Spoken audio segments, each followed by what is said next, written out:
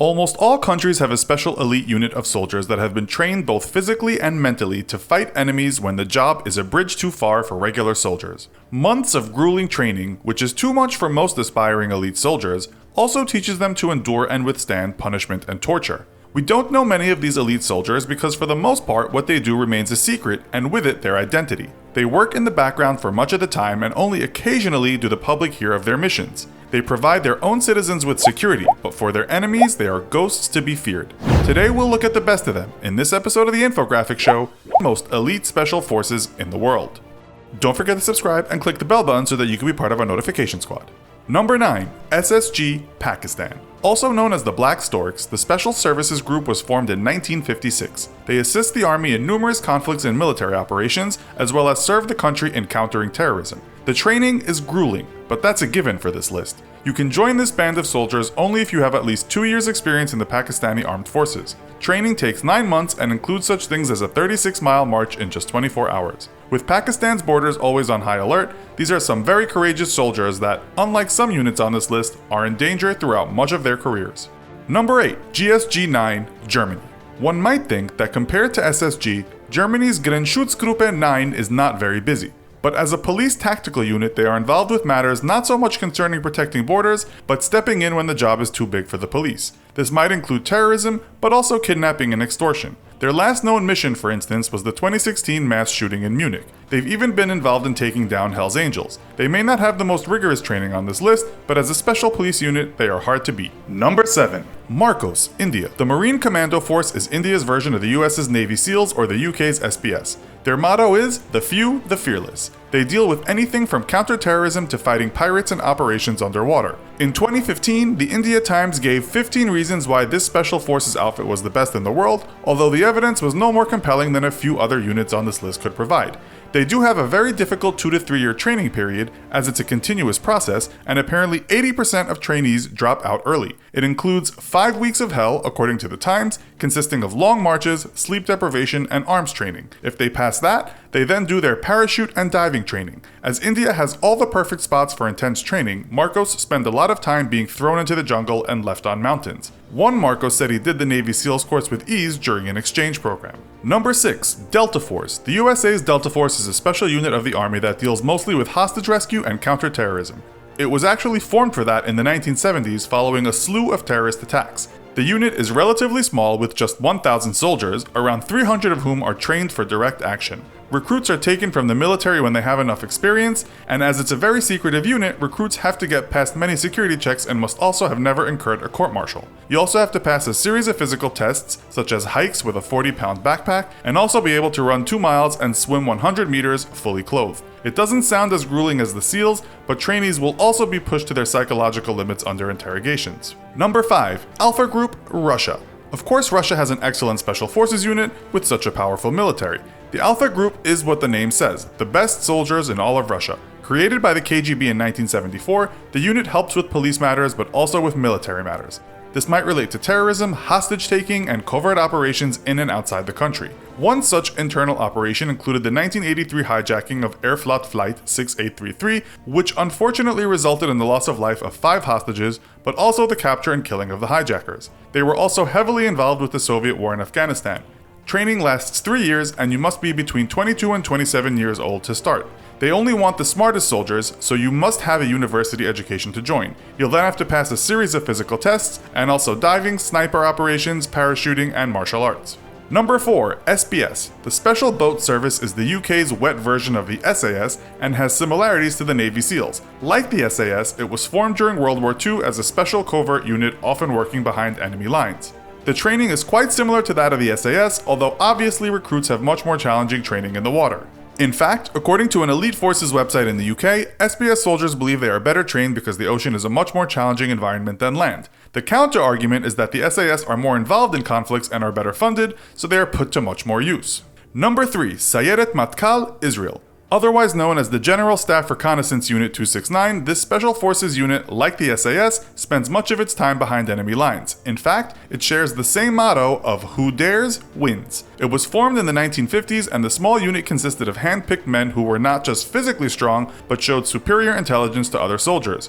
Recruitment camp itself is reported as hell, with the young men going through intense physical training without much sleep. If they get through that, secondary training lasts for almost 2 years. This will consist of large and small arms training, navigation and reconnaissance, martial arts, and an insanely long 75-mile march. After that, they will specialize in one or more skills. Number 2. US Navy SEALs. The SEALs are renowned for breaking people, and as you will know from our show on this unit, very few people actually make it through the training. Not only that, just in the last few years there have been instances of deaths occurring during recruitment, which have occurred in the training pool and elsewhere. In fact, in 2016, it was reported that the 9 deaths during training from 2013 to 2016 was more than happened in actual combat. Although we should say that these were not only due to training, but the consequences of the stresses of going through it. Recruits experience a personal hell, literally, as the worst of the training is called Hell Week. This is when most people drop out. If you do manage to get through it all, there is no doubt you are one tough cookie. You'll also have some of the best military acumen in the world. Number 1. British SAS. You may be wondering why we are putting the SAS above the SEALs, a unit that has seen its fair share of deaths during training.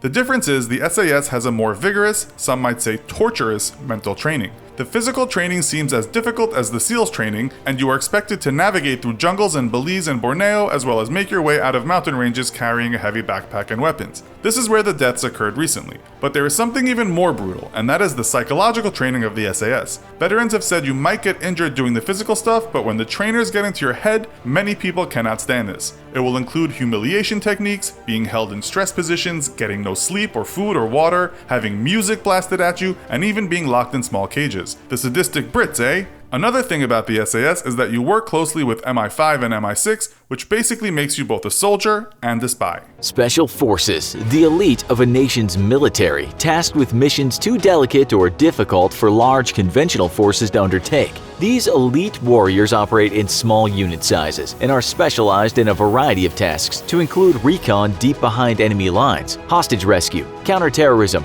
and direct action missions such as sabotage or assassinations. But of all the world's elite forces, which are the best? Today we're going to take a look at the 10 best special forces units in the world, ranked by not just their individual expertise, but past performance, overall capabilities, and training plus equipment. Some units listed here, such as Germany's GS-9, are world-renowned as top counterterrorism operatives, but we're looking for the total package, the best warfighters any nation on Earth can field, who can tackle a variety of missions and come out on top each time.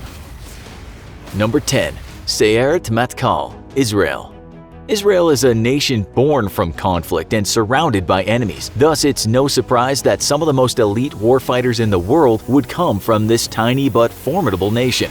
Winning stunning victory after stunning victory against superior forces across the second half of the 20th century, Israeli soldiers quickly developed a reputation for being amongst the world's best. And few IDF service members can match the skills of General Staff Reconnaissance Unit 269, otherwise known as Sayeret Matkal, or to their enemies, the unit. Founded in 1957, the unit was originally tasked with reconnaissance and gathering intelligence behind enemy lines, a vital need for a nation surrounded on all but one side by hostile neighbors. Given their expertise operating behind enemy lines, the unit soon was tasked with the proactive elimination of hostile enemy leaders before they could stir up trouble against Israel. In a practice still considered controversial to this day, the operatives of Sayeret Matkal penetrated into Lebanon and other nations and assassinated or kidnapped top Palestinian terror leaders. The unit has also undertaken several successful hostage rescues, but one black mark on their elite record comes from a hostage rescue mission undertaken in an Israeli school in 1974, resulting in the deaths of 20 civilians. Capable of blending into any population and masters of reconnaissance, assassinations, and snatch and grabs, the unit firmly clinches the top 10 spot amongst the world's most elite special forces. Number 9. Marcos, India. Formerly known as the Marine Commando Force, India's Marcos are among the world's most elite amphibious units. Born out of a need for a maritime special operations force, India's Marcos have their roots in India's war against Pakistan in 1971, when a critical need for combat divers that could support amphibious landings was discovered by India's military forces. After the war, several infantry units were converted to amphibious units similar to America's Marines, and in 1987, India's first Marcos soldiers were sent to train with American SEALs and British SAS. Capable of operating in any terrain, Marcos nevertheless are specialized in maritime operations, a critical need for a nation whose primary regional adversary, Pakistan, holds a large coastline with vital military targets to eliminate in the case of war. Starting in the 2000s though, Marcos began to undertake many counterterrorism operations, and their enemies began to call them the Bearded Army for their bearded, distinctly non-military disguises as they hid amongst the civilian population. With close ties to American, British, and Russian special forces, Marcos operatives are amongst the best in the world and enjoy the benefit of training under 3 distinctly different SOF units from 3 different nations, adopting the best that each has to offer. Unfortunately, their relative lack of global experience and narrow operational focus versus some of the other units on this list, though, sees them rest at the number 9 spot in our top 10 of the world's best. Number 8. Joint Task Force 2, Canada. Canada, America's fashionable top hat and land full of people always ready to respond with a polite word. But for all that politeness and civility, Canada operates one of the world's best counterterrorism forces in the world. Known as Joint Task Force 2 or JTF-2, these elite soldiers have their roots in the Royal Canadian Mounted Police's Special Emergency Response Team. Given the greater recruiting pool within the Canadian Armed Forces, though, a request by Deputy Minister of Defense Robert Fowler to have a new counterterrorism unit established within the military was approved, and thus the JTF-2 was born. Since its inception, the JTF-2 has operated alongside its American allies and on its own, all across the world. During the Bosnia-Herzegovina War in the 90s, JTF-2 operatives hunted for snipers targeting UN troops in the infamous Sniper Alley, where dozens of civilians and UN troops met their end at the hands of the snipers. In Haiti, JTF-2 supported the security forces of President René Préval by providing training for the Haitian military and police in their conflict against revolutionary forces. They also assisted local SWAT teams and even led operations against weapon smugglers in Haiti's capital, Port-au-Prince. In Afghanistan, JTF-2 worked alongside American special forces in neutralizing targets across the country, in missions so secret that even the Canadian Prime Minister was unaware of the details. Hands down, one of the world's best counterterrorism forces, JTF-2's narrow focus nonetheless ultimately limits their position to number 8 on this list, though it doesn't make them any less fearsome a fighting force. Number 7. New Zealand Special Air Service, New Zealand. With their roots in the legendary Long-Range Desert Group in World War II, New Zealand's Special Air Service may be small in size, but their reputation is legendary. Back in World War II, their soldiers roamed the deserts of North Africa, carrying out recon and daring raids against German and Italian bases and airfields, often attacking in the middle of the night and disappearing back into the sands by sunup. After the war, New Zealand formed their own version of the British Special Air Service and assisted British efforts in counterinsurgency across their former colonies and commonwealths in Asia. During the Vietnam War, NZSAS operatives were working behind enemy lines, pinning down North Vietnamese and Viet Cong lines of communication and supply routes. With a wide range of disciplines, NZSAS troopers are capable of carrying out any mission from reconnaissance behind enemy lines to counterterrorism and even asymmetrical warfare operations. They are, however, famously capable jungle warriors with skills honed in the inhospitable and dangerous jungles of Southeast Asia. Number 6. Special Air Service Regiment, Australia. Training closely with their New Zealand neighbors, Australia's very own Special Air Service Regiment has earned a fearsome reputation for their incredible flexibility and lethality both. The SASR was formed in 1957 and was, alongside with New Zealand's SAS, modeled after the British SAS, even sharing their motto, "Who dares wins." These elite troopers have seen combat everywhere, from Borneo to Somalia, where they fought alongside American troops as well as Iraq and Afghanistan. The SASR specializes in long-range, on-the-ground recon, working in small groups and operating deep behind enemy lines, but also maintains specialized commando units capable of carrying out large-scale raids against fortified targets. While operating as recon elements, SASR commandos are experts in infiltrating enemy territory and are trained to remain unseen, operating invisibly behind enemy lines, where they can call in devastating airstrikes against targets of opportunity and time-sensitive targets. Infiltration and camouflage specialists, the SASR firmly clinches the number 6 spot as one of the world's deadliest fighting forces. Number 5. Delta Force, USA.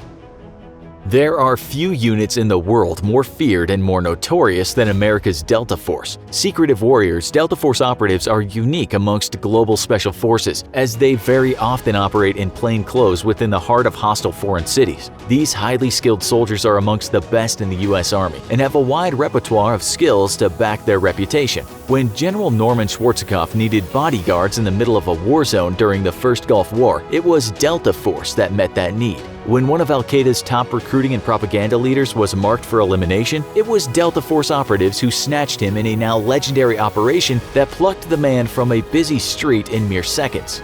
Best known for operating amongst hostile populations, Delta Force training includes everything from land navigation at night to spycraft techniques, taught by CIA operatives. While a broad-spectrum capable force, Delta Force's specialized operational scope nonetheless limits their spot on this list to number 5. Number 4. Alpha Group, Russia. There's no more notorious and feared counterterrorism unit in the world than Russia's Alpha Group. A famously aggressive unit of special forces operatives, Alpha Group has its origins in the old Soviet KGB as a response to the 1972 Munich massacre. With terrorism on the rise globally, the Soviet Union saw a pressing need for an elite counterterrorism unit along the lines of West Germany's GSG-9.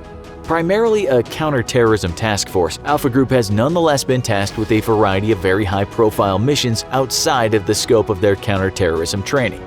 Just prior to the Soviet Union's invasion of Afghanistan, Alpha Group operatives infiltrated President Hafizullah Amin's palace and killed him along with his mistress and young son, as well as many other Afghani nationals. Famous for disregarding civilian casualties, Alpha Group operatives have brutal efficiency, but their inability to operate with subtlety has often caused unnecessary casualties and massive political fallout for Russia and the former Soviet Union, ultimately limiting Alpha Group to the number 4 spot.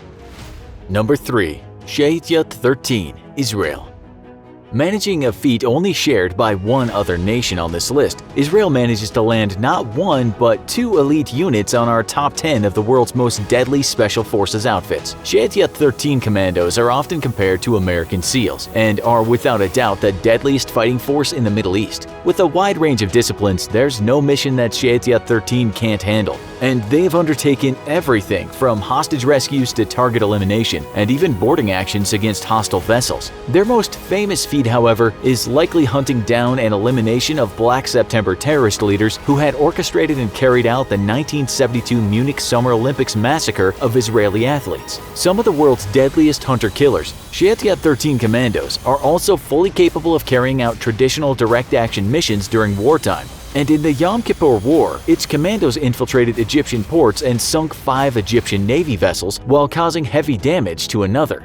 Known as the People of Silence, Shahityat 13 is Israelis' answer for any missions too dangerous or difficult for anyone else to undertake. Number 2. SAS, United Kingdom. The grandfathers of modern Special Operations Forces, Britain's SAS laid the groundwork for what Special Forces should be and became a model that every other nation on Earth followed. Originally created in 1941, Britain's SAS conducted reconnaissance and raids in Nazi-held territory and was given one simple task: raise hell for Jerry any way you can. And hell they indeed raised. The exploits of Britain's SAS is by now the stuff of legend, and today they remain one of the most formidable special operations forces in the world, with operational expertise across the globe. Their incredible heritage and long list of accomplishments should rightly place them at the number 1 spot on our list, and in truth, they are ultimately nearly neck and neck with our top special forces unit in the world. Capable of operations across the spectrum of modern war, SAS troopers are equally skilled at counterterrorism operations as they are in direct action missions. While the British military steadily shrinks in size and capabilities, the SAS nonetheless remains the stalwart protectors of Britain's interests and deadly allies to her friends. Number 1. Navy SEALs, USA. Britain's SAS has a historical legacy well known and feared by their enemies, but in the modern age no military force is more feared than America's Navy SEALs. Their training is legendarily brutal and they suffer the most casualties during any training of any American unit and sport a washout rate of 98%. For those that make it through initial training, they must still survive a year or more of training before being declared combat ready to join an existing SEAL team. Operating from the sea, air, and land, there's no terrain on Earth that SEALs can't operate and thrive in, and their clandestine missions are so secretive that little is actually known about their service record. What is known is that they pack cutting-edge technology unmatched by any adversary, and unlike many other special operations units on this list, have no single specialty, but rather are masters of the wide spectrum of special operations missions, capable of inserting into enemy territory from submarines or jumping behind enemy lines from the edge of space. SEALs have been both guardian angels to those in need and harbingers of wrath against those who threaten the United States or its allies. With constant ongoing operations supporting the interests of the USA or those of her allies, SEALs are indisputably the most experienced special operations force in the world today, and the constant high operational tempo is enough to keep Navy SEALs' skills sharp and earn them the #1 spot on our list. The Ghosts are some of the most feared and lethal special forces you'll come across. Their ability to strike anywhere, anytime stokes fear in the hearts of even the most battle-hardened enemies. The Ghosts' preferred method of attacking at night in small groups and vanishing away like they were never there is a hallmark of their trade. Because of their incredibly top-secret missions, little is known about them. It's rumored that only the president and a few top generals even know of the group's existence. Any publication of the group's activities could compromise the Ghosts' operational security. Still, despite all the secrecy, the group's reputation has a shred of truth. The Ghosts, made famous by the series of Tom Clancy novels, are actually based on an actual U.S. Special Forces group. While this tiny group of special operators does not exist, the myths as portrayed in novels or movies like Rambo and Apocalypse Now are not too far from the truth. Though the unit, the Ghosts, never actually existed and is a figment of Tom Clancy's imagination, the actual group he based these special operators on is still just as remarkable. The real unit that all these books and movies based their characters on was the 5th Special Forces Group. This is a Green Beret unit in the U.S. Army. Their mission was to infiltrate behind enemy lines and lead groups of indigenous soldiers to bring the fight to the enemy. With the unit tracing its roots to World War II, the Army officially stood it up in 1961 and was among the first American units sent to South Vietnam in 1962. Though the group received no additional special training than other Green Berets, it appears that the stars aligned to place the group's personnel among some of the most difficult circumstances with some of the Army's most brilliant and innovative thinkers. As a result of its Vietnam service, it became the most heavily decorated unit in the Army for its size, with an astonishing 19 of its personnel being awarded the Medal of Honor and hundreds more earning the Distinguished Service Crosses and Silver Stars. When the 5th Special Forces Group deployed to Vietnam, the situation was a mess. South Vietnamese forces had been pushed out of most of the countryside and only controlled small swaths of territory around major cities. Viet Cong guerrillas openly moved without fear of attack and subjected the country's population to their rule. Though the Green Berets of the 5th Special Forces Group had their work cut out for them, such a situation was exactly what they had trained to do. The 5th Special Forces Group and other Green Berets in the country started implementing what would become their tried and true strategy. Instead of having large groups of special operators conduct missions all by themselves, the unit split up companies of Green Berets into small teams. These teams would then fan out into hostile territory to contact local leaders, recruit soldiers, and train them to take the fight to the enemy. The 5th Special Forces Group would eventually perfect the model of the fortified camp. These camps were designed and built by group members that wanted an easily defendable camp. Too often, isolated outposts got overrun, so by building these camps to withstand attack, unit members can not only defend a location for longer, but use these bases as stepping stones to push deeper into Viet Cong territory. For the first several years the 5th Special Forces Group was there, they mainly spent their time building relationships with local elders and building up their forces. Though smaller-scale raids and attacks often occurred, building the forces necessary to take back territory held by the Viet Cong would take years. Starting around 1964, the 5th Special Forces Group finally had enough manpower in place to truly begin its counteroffensives. Because the Viet Cong preferred to move around during the cover of darkness, it was here that the men decided to strike. In fact, night attacks became so common that by 1967, over 90% of the unit's operations took place at night. Perhaps this liking of the dark inspired the mythos of the Ghosts. During these raids, the Ghosts sought to inflict the most damage they could. They often sought out enemy command and control, logistics, and large troop formations in the open. Through the training of the local Vietnamese, the group was able to retake over 50% of the territory openly controlled by the enemy by the end of 1967. The men had developed many innovative tactics to accomplish such an amazing feat. One of these was attacking from watercraft. Because much of the country is covered in water, especially during monsoon seasons, the men had to figure out how to bring the fight to the Viet Cong even when water was blocking their way. To this end, the men requested several commercial airboats to make the rainy season a tactical advantage for the operators. After requesting a trial run of 4 boats in 1964, they quickly became so effective that a further 80 were ordered by the unit. During their time in Vietnam, the 5th Special Forces Group became the only Green Beret unit to operate such a craft, and their battlefield effectiveness became very impressive. The boats allowed operators to serve as the eyes and ears for Vietnamese units that allowed them to go through any dike, rice field, or flooded stream.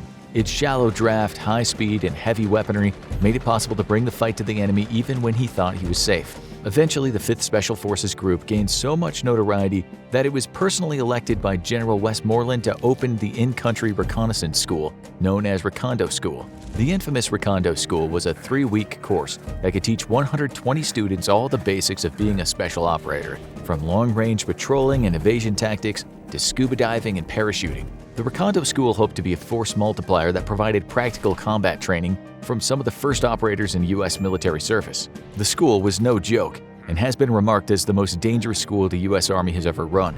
This is because the final event culminated in an actual combat patrol through enemy-controlled territory. Because of this, there are several known instances of students being killed before graduation because of this final mission. While the mythos of the Recondo School certainly added to the 5th Special Forces Group's legendary status, the individuals that served the unit did more than enough to create the myth around the invincibility of the men who served it. Such a sentiment is no better felt than the stories of 2 of the unit's most celebrated Medal of Honor awardees. The first man to gain international notoriety was Benny G. Adkins. After arriving in the country in 1965, he served as an intelligence analyst for the group in Da Nang when one of the men in a nearby team was wounded. He was sent to that camp to take his spot. Little did he know that it would be the most influential decision in his life. The camp Adkins was sent to was in a horrible spot in the middle of the Ashau Valley. Surrounded by mountains in an area that constantly flooded, the 17-man team, along with several companies of local troops, knew their position was untenable. It became even worse when several prisoners started warning of a major assault in the coming days when the weather was so bad that U.S. aircraft could not operate. In the early morning hours of March 9, 1966, it happened. An estimated force of 2,000 North Vietnamese regulars attacked the camp. As soon as it started, one of the locally recruited companies switched sides and joined in the attack. For the next 38 hours, Adkins led the defense of the camp. Using rifles, machine guns, mortars, and his knife, he killed between 135 to 175 NVA troops. After Marine helicopters were finally able to land to evacuate the wounded, when he returned to the landing zone to exfiltrate, he found that he and several other Green Berets had been left behind. Making their escape on foot, they evaded NVA patrols for 2 days. According to Adkins, they got help in their evasion from an unlikely source. A very rare Vietnamese tiger was stalking the group on the 2nd day, and NVA soldiers apparently pulled back in the pursuit so as to not get attacked by the tiger. He then used his shotgun as a makeshift antenna on his radio because the original antenna had been shot off, and used it to call in for a helicopter extraction. When he returned to friendly lines, he was treated for 18 different gunshot, shrapnel, and stab wounds. Sergeant Roy Benavidez faced a similar scenario on May 2, 1968. Helicopters had inserted a 5th Special Forces Group team of 12 men and a 9-man Vietnamese team into hostile territory. However, soon after insertion, the group became surrounded by a 1,000-man strong Viet Cong battalion. Monitoring the situation by radio back at base, Benavidez volunteered to help extract the wounded when they radioed that every man was a casualty and no one could get to the landing zone. Armed with only a knife, Benavidez jumped from the moving helicopter into the kill zone. Shot 3 times before he even made it to the team, he quickly started helping the wounded escape. During this time, Viet Cong troops came in to finish the group off. At one point, an enemy soldier stabbed him in the back only for him to turn around and kill the soldier with his knife. He then made multiple trips to the landing zone to get the casualties out of the area. Once the battle was done, on the helo ride back to base, Army medics thought Benavidez was dead due to 37 separate bullet, shrapnel, and bayonet wounds he had suffered. It was not until an Army doctor opened the body bag he was in and spit in his face in anger that the medical staff realized the bloodied man was still alive. The 5th Special Forces Group would continue its storied Vietnam service by providing the bulk of the Army representation to the MACSOC unit. This super-secret unit, comprised of the nation's best Special Forces operators and CIA operatives, led the most covert missions in the war. Unfortunately for the public, most of their missions to this day remain classified, And this is a common theme throughout the 5th Special Forces Group's history from Vietnam until now. Though the group has been known to have served in several conflicts and operations since Vietnam, very little of this information has been declassified. The unit's involvement in the First Gulf War was a prime example of this. The unit received numerous honors and praise from American generals for its work in reconnaissance and direct action during the conflict. The men were the first Allied ground troops to enter Iraq and did so weeks before the official ground invasion kicked off. Though their official unit history lists a group conducting countless direct action raids on Iraqi command and control targets, all of these missions remain classified. Though a large portion of the unit's missions are still classified, one interesting mission worth noting, known to the public, was its role in helping General Schwarzkopf plan his epic left hook. Because General Schwarzkopf wanted the Iraq military to think his main thrust would come through Kuwait and not through the open deserts of southern Iraq, he needed to figure out if this was indeed possible. Most of his staff actually said the terrain was not suitable for the heavy main battle tanks he wanted to drive across the desert. To ensure his plan could work, a 5th Special Forces group team inserted over 200 miles into Iraqi territory and trekked back to the Saudi Arabian border to collect soil samples the whole way of the planned invasion. The soil samples these special operators collected proved to General Schwarzkopf that the terrain was suitable for heavy tanks, and because of this, the invasion kicked off as planned. Though the unit was tasked with highly sensitive operations during the 2003 invasion of Iraq, namely being part of the task force to capture Saddam Hussein, the unit's exploits during the War on Terror remain classified, with one notable exception. Within 2 days of the September 11 attacks, helicopters inserted a 12-man team alongside several CIA officers into northern Afghanistan. With the CIA officers carrying millions in cash to buy local support, the Green Berets from the 5th Special Forces Group started to work with the only viable local force in Afghanistan capable of taking on the Taliban, General Doorstep's Northern Alliance. After a harrowing 18-hour helicopter insertion in near blackout conditions that set a world record for longest heli-borne insertion in military history, the group quickly set about setting another army record. Because the terrain of northern Afghanistan was incredibly mountainous, dropping in vehicles was not an option. Walking was simply out of the question due to the speed needed, so the group opted for the next best option, horses. General Doorstep and his men frequently traveled on horseback to get around quickly. Though only one of the soldiers had ever ridden before, they all quickly became proficient. Soon the men were even better than their Afghan allies and set to work calling in airstrikes and advising General Doorstep on how to retake Afghanistan. After retaking the northern city of Kunduz, the army moved south to the major city of Mazar-e-Sharif. The city was one of the Taliban's main strongholds outside Kabul, and taking it out would break the back of the Taliban. After weeks of leading Afghan troops on horseback and calling in airstrikes that decimated Taliban formations, the Northern Alliance was victorious. Though several other Green Beret teams were inserted within weeks of the first and also traveled on horseback, with some of the world's finest saddles airdropped into the country, the first team is what directors made famous in the movie 12 Strong about this first group. Because they were the first, the team had the distinction of being the first army unit to ride horses into combat since the Battle for the Philippines in 1942. Even though the Army's early Afghan exploits propelled it to international fame, its day-in, day-out activities that never made it to the big screen are what really solidified its reputation amongst pop culture as the Ghosts. 500 pro-Syrian government troops led by a detachment of Wagner PMC fighters versus 40 American Special Forces and a handful of their Syrian rebel allies. But not only was no American even wounded, the opposing force was utterly devastated, and we have Russia to thank? The conflict in Syria has been raging for years, with the United States of America and the Russian Federation both supporting opposing sides. The US and its coalition partners support the Syrian Democratic Forces, a group of rebels from varying groups who all have one goal: overthrow the government of Bashar al-Assad and bring him to justice for his many crimes against humanity. The Russian Federation naturally supports Assad's dictatorship, if for nothing else than because Assad has made it clear that the Russian Navy will maintain access to the Mediterranean via leased naval facilities on Syria's coast. The opportunity to commit wanton war crimes is just a plus for Russian troops. Both sides have been careful to steer clear of each other's military forces. When Syrian Democratic Forces captured Raqqa from ISIL in 2017, the Euphrates River became a de facto border between US-backed rebels and the Russian-backed Syrian government. A deconfliction line was set up between US and Russia to ensure that neither side accidentally engaged each other's forces, especially vital due to heavy presence of air power on the US side and ground-based air defenses on the Russian side. While the Russian aerospace forces provide air support, Russia's main tool on the ground is the Wagner Group, the now infamous shadowy PMC, which acts like an extension of the Russian government, or at least it used to in the good old days before Prigozhin tried to march on Moscow before changing his mind. Back then at least, Wagner acted in unison with the Russian government's wishes, giving the Kremlin plausible deniability as its operatives inflicted mayhem across the Middle East and Africa. The Euphrates had served as a tentative border between pro-government and rebel forces, but the Syrian government had managed to secure a small salient across the river. The US and Russia both agreed that no more than 400 troops could be stationed in that salient at any one time, and while Syria nor Iranian-backed militias were party to this agreement, the Syrian government needed Russian support bad enough to agree to those terms by proxy.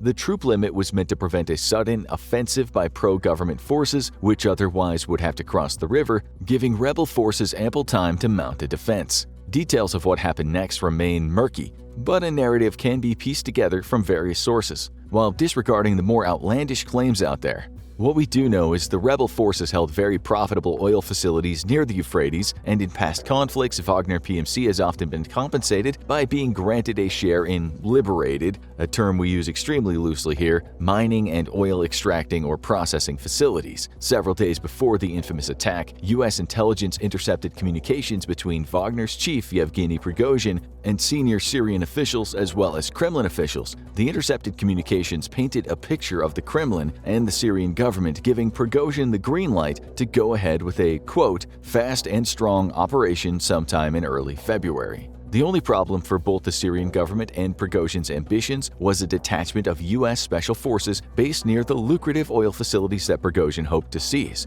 Wagner nor the Russian government could launch an all-out attack that couldn't be traced directly back to them, so days before the battle, US intelligence began to note the arrival of dozens of fighters just across the Euphrates. US officials quickly notified their Russian counterparts about this massing of troops, but the Russians claimed they had no control over local fighters. This would fly in the face of intercepted radio communications in Russian coming from the massing troops. Officially, the Russians claimed that the gathering force were Syrian government soldiers and members of various militias fighting on their own initiative. However, US intelligence was extremely confident that a significant number of the fighters assembling in the area were Wagner military contractors. As the force began to move out at around 3 p.m. local time, it was clear it was making its way to a Conoco gas plant near the city of Deir al-Zur.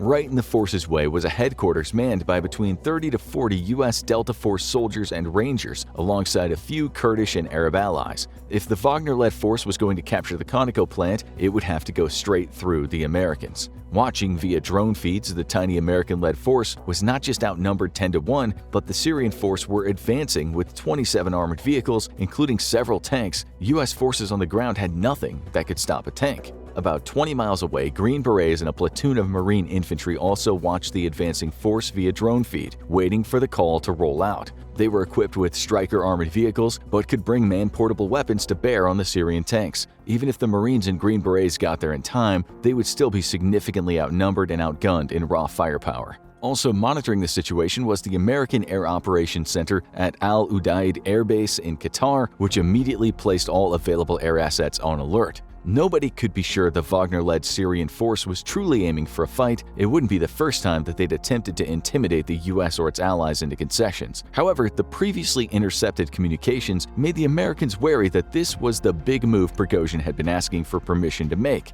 and the formation's movement toward the Conoco plant seemed to back the suspicion up.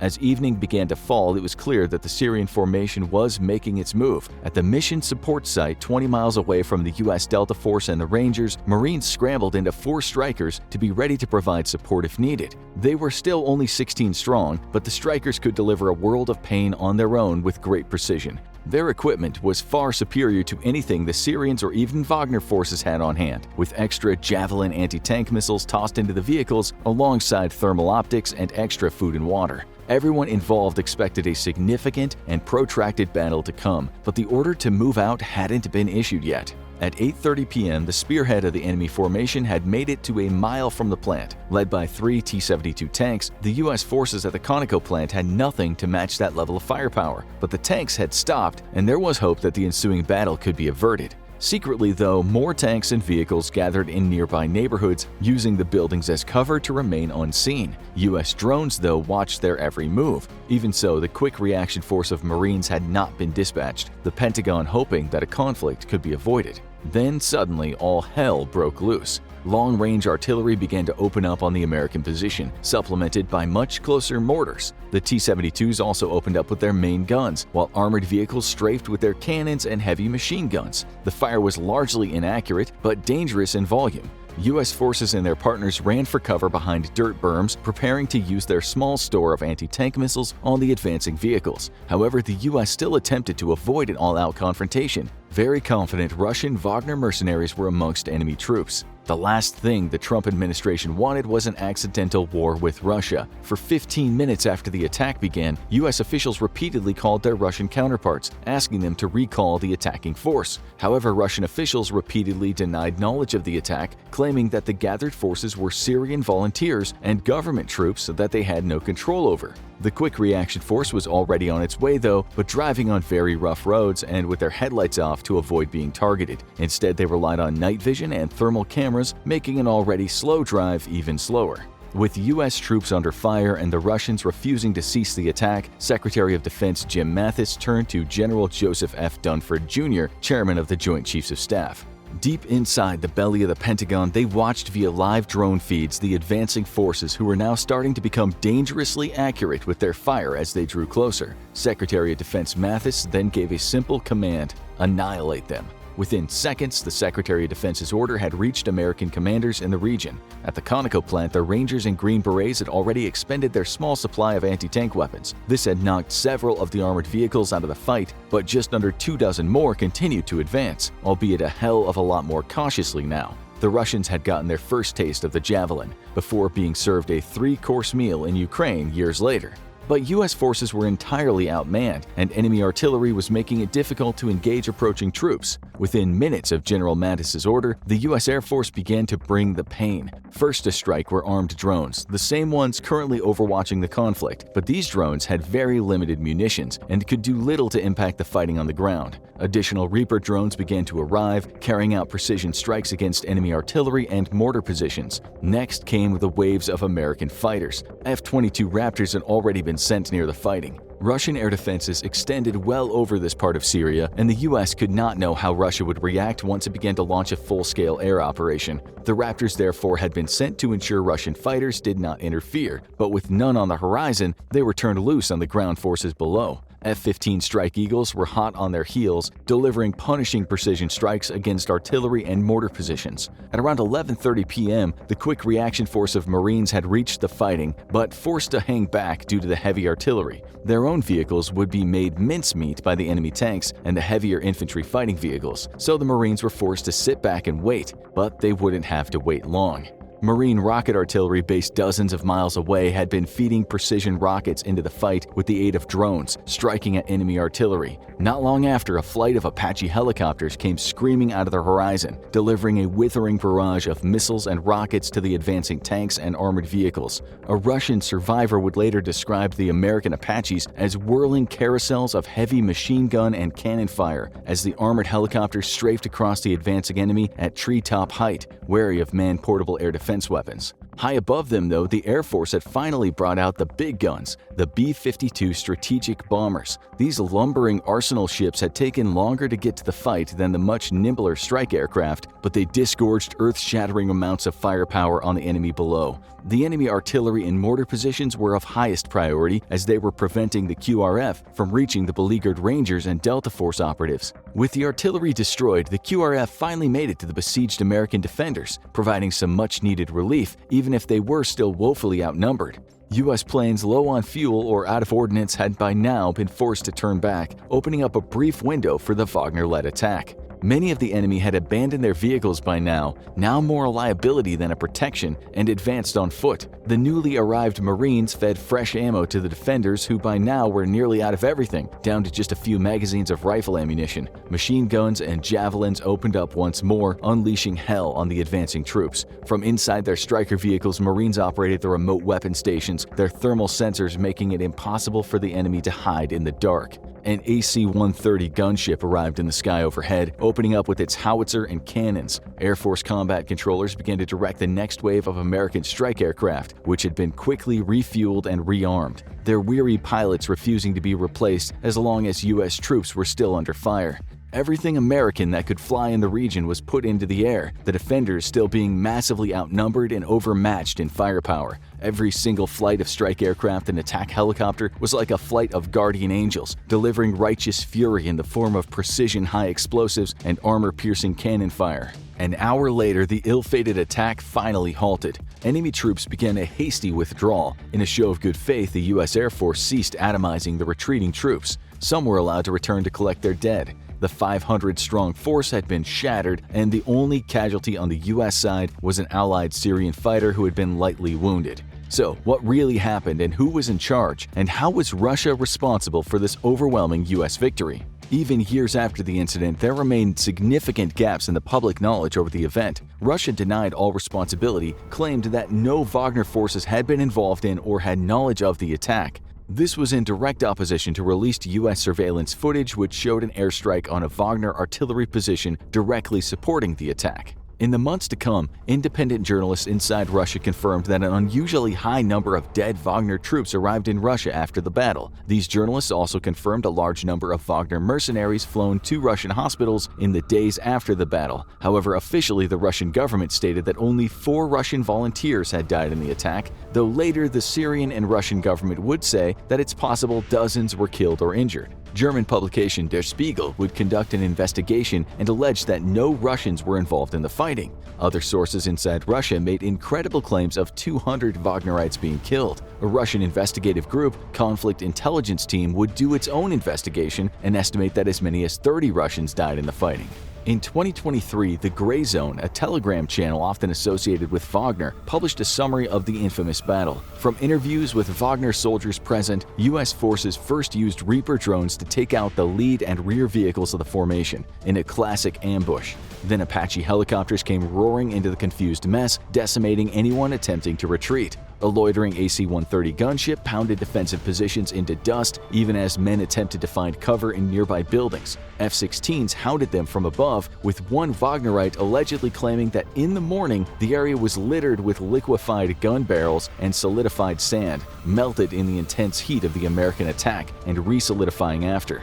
The Gray Zone would publish accounts from Wagnerites who rallied against the Russian Air Force, which had jets stationed nearby but did not move to aid them. Allegedly, some pilots asked for permission to respond but were refused. With loitering F-22s and F-15s, it was definitely the right call. The Gray Zone would also claim that Wagner casualties were very high, but far less than the 600 or 200 that other outlets were reporting.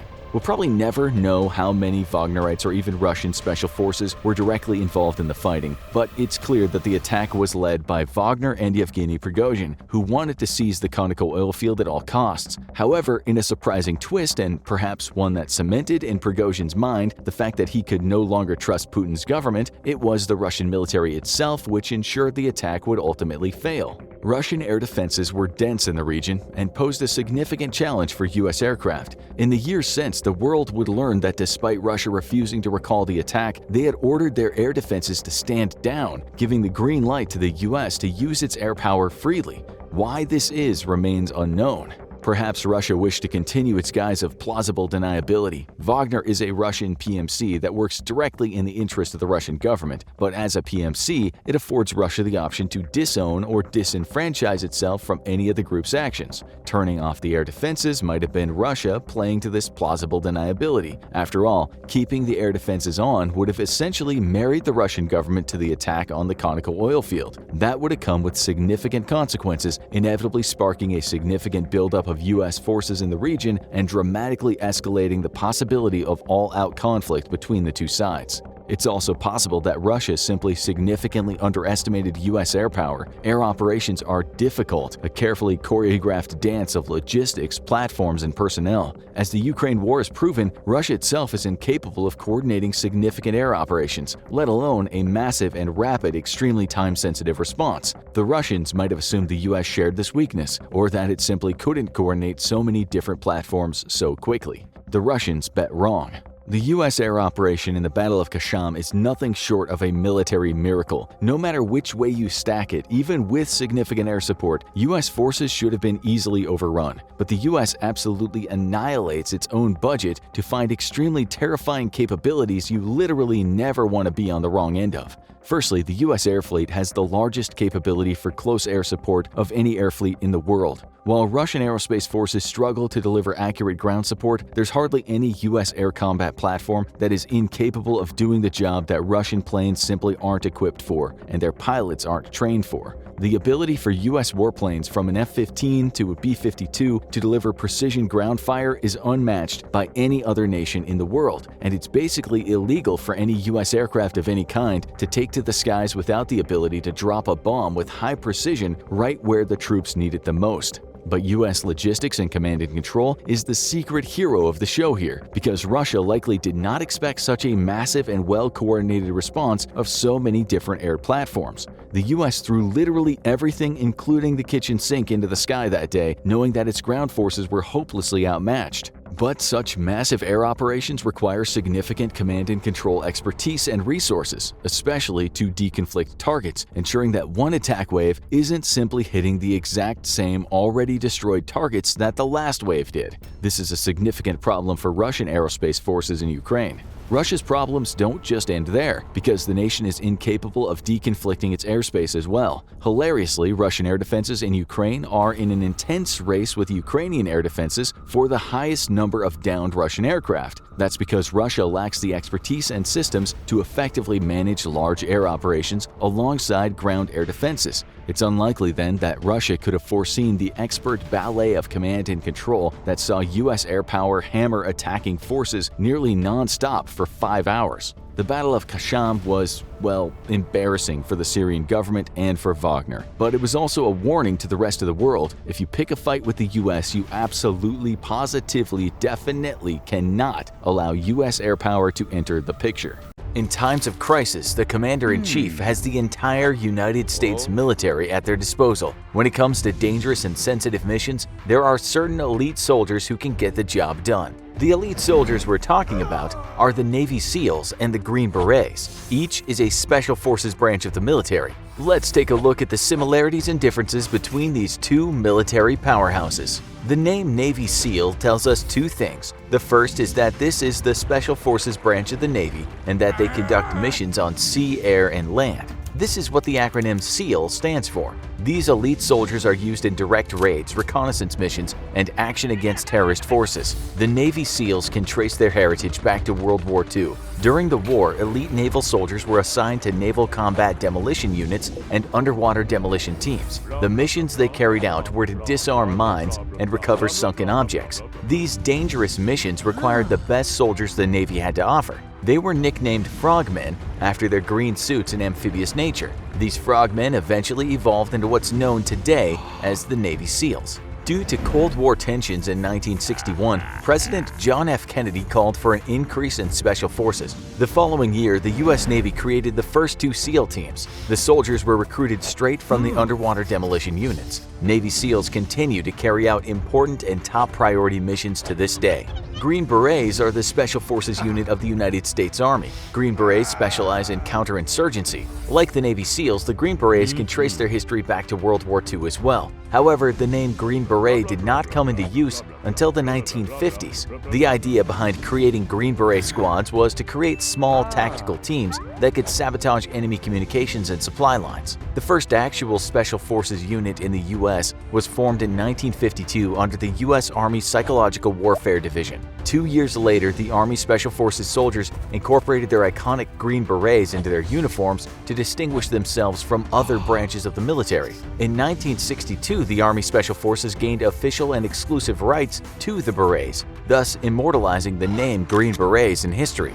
Navy SEALs and Green Berets both have their own requirements for candidacy. In order to become a Navy SEAL, you must have at least 20/40 vision in your best eye and 20/70 in your worst eye with no color blindness. This means that some people are disqualified just on eyesight alone. You must have a minimum Armed Services Vocational Aptitude Battery score of 220 and to be 28 years old or younger. The final requirement is that you need to be a U.S. citizen and eligible for security clearance. You must meet all these requirements before you will even be considered for the training regiment. In order to be considered for the Green Berets, an applicant must be a U.S. citizen and between 20 to 32 years of age by the day they're sent to Infantry 1 Station Unit training. You must also be an active duty member of the Army or National Guard and qualify for airborne training. To meet strength and endurance requirements for the Green Berets, an applicant must complete a minimum of 49 push-ups, 59 sit-ups, run 2 miles in under 15 minutes and 12 seconds, and do 6 pull-ups. How do the training regiments stack up between the Navy SEALs and Green Berets? Training for a Navy SEAL is consistently rated the most difficult training out of any branch of the military.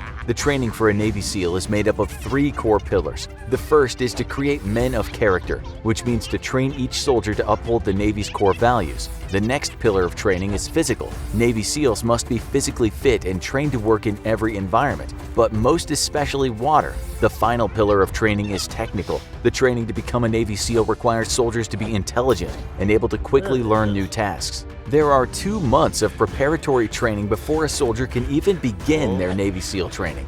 This preparatory period includes demanding physical and mental screening tests. Once the preliminary training is over, SEAL candidates enter a 6-month basic underwater demolition training program. This is the part of the training that is cited as being the most difficult training in all of the U.S. military. The candidates must undergo constant physical and mental tests. They're also trained in basic water competency skills, underwater combat, weapons and demolitions training, and navigation on dry land. Then there's Hell Week, and it lives up to its name. This part of SEAL training is 5 days or more of candidates being pushed to their breaking point through intense physical and mental exertion around the clock. They're only allowed about 4 hours of sleep the entire period. It's at this point about 75% of candidates fail or drop out. If a candidate makes it through Hell Week, then they're put through weeks of intermediate training, including small unit tactics, parachuting, and cold weather operations. But nothing is as difficult as Hell Week. If a soldier can make it through all of the rigorous training exercises, then they're awarded the Trident.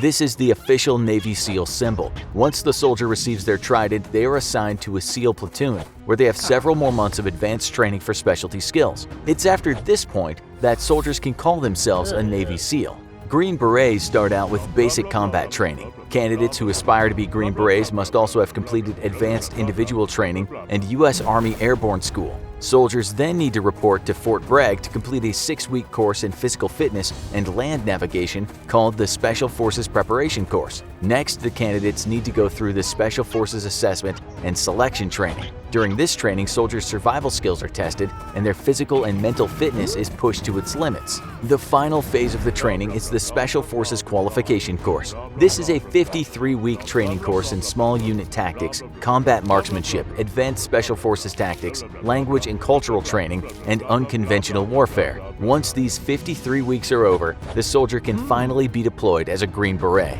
Navy SEALs and Green Berets are both elite Special Forces units. The Navy SEAL training is more difficult to get through, but the Green Berets training is a longer process. There's currently around 2,500 Navy SEALs on active duty. There are about 7,000 Green Berets on active duty. Reports state that the number of Green Berets may be decreasing. The strain of repeated deployments and failure to meet recruiting targets are starting to take its toll on the Green Berets. The amount of soldiers in a squad differs between Navy SEALs and Green Berets as well. SEAL squads consist of approximately 16 men, but may be divided into smaller squads and fire teams as needed. Green Beret squads work as 12-soldier teams known as an A-team. Each member of the team has a specific job within the squad. The 2 Special Forces branches have specific mission types. However, Green Berets and Navy SEALs do work together from time to time. There have been missions where the 2 branches are deployed to complete missions together, and other times where a squad is a mix of Navy SEALs and Green Berets. Normally, Navy SEALs are assigned to specific missions based on the skills required. In the case of Navy SEALs, the skill set of the squad drives the decision of where they'll be deployed. Green Berets are assigned to 9 different types of missions. These missions are unconventional warfare, foreign internal defense, direct action, counterinsurgency, special reconnaissance, counterterrorism, information operations, counter-proliferation of weapons of mass destruction, and security force assistance. The squad is deployed based on the geographic focus of the Green Beret platoon. If the squad has been trained in Middle Eastern cultures, they will most likely be deployed to that region of the world. But in extreme circumstances, Green Berets are sent wherever they're needed most. When it comes down to it, the training necessary to join each elite force is rigorous and difficult to get through. You can be sure that the soldiers from both branches of the military will be skilled and lethal. But what about their weapons? How do Navy SEAL weapons stack up against the weapons of the Green Berets? For handguns, the Navy SEALs use a 9mm Sig Sauer P226, which can have a 20-round clip. The other option Navy SEALs have is the Mk23 Mod 0 45 caliber offensive handgun, which has a standard 12-round clip. Both handguns are equipped with a suppressor and laser aiming module. These modifications allow for stealthiness and better accuracy. For rifles, Navy SEALs use a plethora of different guns. Most common is the M4A1, which has a 550-yard range and a 30-round magazine. SEALs have also been known to use the AK-47 along with submachine guns, shotguns, and sniper rifles to supplement the firepower in their squad. The standard issue handgun for the Green Beret is the Glock 19. This pistol was selected for its low visibility, which allows it to be concealed easily. This is important as the Green Beret uniform might change to meet mission requirements. The Glock 19 magazine capacity can vary from 6 rounds to 33 and can fire over 100 rounds a minute. The two most used rifles for the Green Berets are the Mk17 Scar and the M4 Carbine. The Scar is designed for mid-range engagements and has a standard 20-round magazine. The M4 is used by soldiers who prefer the customizability of the gun and its light weight. Green Berets will choose the right gun for the specific mission they're assigned. Another difference between the Navy SEALs and the Green Berets are the crafts they use from mission to mission. Navy SEALs have a wide variety of vehicles at their disposal for deployment. They use aquatic crafts such as the SEAL Delivery Vehicle and the Combat Rubber Raiding Craft, a 15-foot heavily reinforced inflatable rubber boat. The Navy SEALs also have several other ships and larger craft for deployment and extraction. On the other hand, Green Berets tend to only use one vehicle, the Ground Mobility Vehicle. It's a lightweight, all-terrain truck that can be used in a variety of environments and missions, and it would seem that the Ground Mobility Vehicle is versatile enough to complete almost any Green Beret assignment. The fact that the Navy SEALs must work in the water and air as well as on land means they need a more diverse array of delivery vehicles. Deployment time varies within each Special Forces branch. SEALs typically operate on 18-month cycles and are deployed for 6 months at a time. However, some units with special assignments or skills have their own schedules. They may be deployed more frequently but for shorter amounts of time. Green Berets' deployment lengths can vary, but deployment time is normally between 90 days and 15 months. All in all, Navy SEALs and Green Berets are well-trained elite soldiers. They can get deployed anywhere around the world for a variety of missions. Both Navy SEALs and Green Berets have to go through hell and prove they have what it takes through months of training. These soldiers are the best of the best and are given the equipment they need to complete any mission. Sometimes, SEALs and Green Berets work together, and I'd hate to be the mission target for that squad. The Special Air Service, Britain's original Special Forces, and the granddaddy of all modern Special Forces. The SAS is the benchmark by which every other Special Forces unit is measured, and their tactics and training methods have been replicated all over the world. The history of the SAS begins in the deserts of World War II, and their feats of daring are the stuff of legend and continue to this day in the global war on terrorism. One of the toughest Special Forces outfits in the world to enter into, the SAS requires the absolute best out of every recruit. Many apply each year to join this legendary service, and many fail and are washed out of training. What about you, though? Think you've got what it takes to join the elite SAS? SAS selection takes place across several phases of selection, with Selection Phase 1, known as Endurance, taking place over 3 grueling weeks. Any dummy can be physically fit and carry a heavy pack, but Selection Phase 1 will weed out the dumb brutes and leave behind only the mentally and physically strong. For Phase 1, you'll head out to the countryside in South Wales, but don't expect a picnic, because you'll immediately be put to marching across varying routes. Initially, you'll carry a pack loaded up with the essential gear, such as a rain poncho, sleeping bag, first aid kit, and distress flares. Though you can expect that as the distance you're forced to march increases, so does the weight. You'll carry your food with you too, which consists of some bread rolls, a few Mars candy bars, and potato chips, along with a 24-hour ration pack that can only be opened in an emergency. Forced to march endlessly, low on food and sleep, this phase isn't just testing your physical fitness, but your mental fitness as well. Unlike in most other Special Forces candidate programs, here you won't have to deal with instructors screaming at you and breathing down your neck. Instead, SAS instructors purposefully leave you completely to your own devices, offering no encouragement but no chastisement either. You will pass or fail completely of your own volition. And you better be good at disciplining temptation too, because while you may be starving, opening up that 24-hour emergency ration pack without permission is grounds for rejection. Attention to detail is critical for an SAS soldier, so as long as you're trying to drag yourself through another day-long march on your blistered feet, you should expect instructors to occasionally quiz you about landmarks you may have just passed. The purpose is to test your alertness and see how well you can pay attention while physically miserable. One candidate said he was asked how many supports were on a bridge he had just crossed over during his march. Eventually, you'll face the final test, a grueling 40-mile march up and down hills, carrying 55 pounds of gear and an assault rifle to boot. Not only will you have to accurately navigate your own course, but you'll only have 22 hours to complete the course. Failure means your application process is over, and you'll return to your home unit. Just because you pass, though, don't expect that you're on to the next official phase, because instructors will have been carefully evaluating you the entire time. If they suspect you aren't the right stuff, it won't matter how fast you completed your course or how much weight you can carry. You'll be rejected and sent back to your home unit. Out of 200 candidates, only around 30 to 40 will make it past this phase and move on to the next phase, jungle training. Like most of SAS's training, the exact details of what goes on in the jungle phase are classified. What is known, though, is that trainees will learn jungle survival skills, as well as how to conduct patrols deep behind enemy lines and live off the land for weeks at a time. Trainees will learn how to operate as a four-man unit and live on rations, remaining undetected as they carry out their mission. A strong emphasis on physical fitness will also see trainees hit the gym every day, and after the gym there will be a great deal of time spent out on the range. There you'll learn how to operate standard bits of SAS gear, to include battle rifles, recoilless rifles, grenade launchers, and light machine guns. Trainees will also learn how to operate many other weapons in use across the world. An SAS soldier must know how to pick up a weapon in a foreign battlefield and use it effectively if he needs to. You'll also undergo training on setting up ambushes as well as responding to enemy ambushes. You'll be trained in advanced scouting techniques and how to observe your environment for subtle changes that could signal a hidden enemy patrol or a sniper perched in waiting. Detecting changes in color, shadows, or even small movements can mean the difference between life and death for an SAS operative deep behind enemy lines. As with many other Special Forces training programs, you'll also learn advanced defensive driving techniques, enabling a quick getaway in any hostile situation. These are many of the same techniques that police use for stopping speeding drivers, but you'll learn how to avoid those same techniques and not be stopped yourself.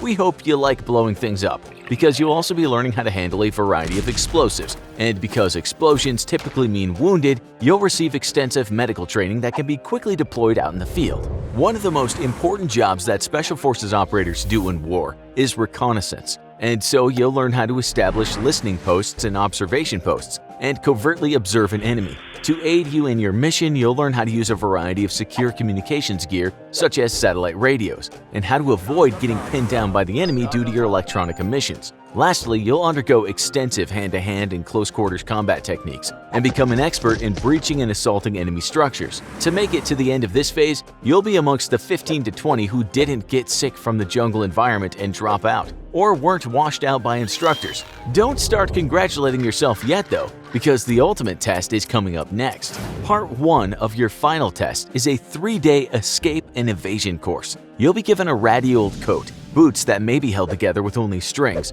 and no food or water. You'll have a short head start and must evade capture for 3 days by a hunter force equipped with dogs and modern equipment. For these 3 days, you must live off the land while evading your pursuers. And though officially you're barred from entering any structures, some crafty trainees may sneak their way into a civilian property and maybe even have a local take them in. As with most Special Forces tests, cheating is simply another creative way of accomplishing the required objective, as long as you aren't caught, that is. The second part of your final test will take place when you're captured or at the end of the 3 days. If you've managed to avoid capture, then you'll be expected to return to a designated location at the end of the 3rd day. Once there, you'll be handcuffed, have a bag thrown over your head, and be taken to a remote location. Instructors will then attempt to break you down mentally. You'll be placed in stress positions and forced to hold them for hours at a time. You may be locked in a cage the size of a dog kennel, while instructors bash the roof of it with chains. Instructors will strip you nude in front of female instructors who will mock the size of your manhood. It's all a mental game, meant to soften you up for the pending interrogation sessions. After enough humiliation and mental torture, you'll be thrown into a room with an interrogator, and your job will be to only reveal the big four to him or her: your name, rank, serial number, and date of birth. Giving the interrogator any information other than that will lead to your immediate expulsion from SAS training. That's it, the end of the line for you. If you make it through this final phase, then you can feel proud of accomplishing what very few people have ever done. You'll receive the beige beret with the winged dagger insignia and officially become a member of the British Special Air Service. However, maybe celebrate modestly, because you'll be on probation until you finish your continuation training, and sadly, many soldiers are returned to their home unit during this phase. If that happens to you, you'll at least have worn the beret for a short time, and that's an accomplishment in and of itself. If you make it through training though, you'll join the 22nd Special Air Service Regiment, which consists of 4 active squadrons, A, B, D, and G. Each squadron is made up of around 60 men, meaning there's roughly 240 active duty SAS soldiers at a time in the British military, with 2 reserve regiments, the 21st and 23rd SAS. This is in sharp contrast to the approximately 2,000 Navy SEALs the US military has, but that's due to the smaller size of the British military. Amongst each SAS squadron are 4 troops, and each troop specializes in a different area of expertise.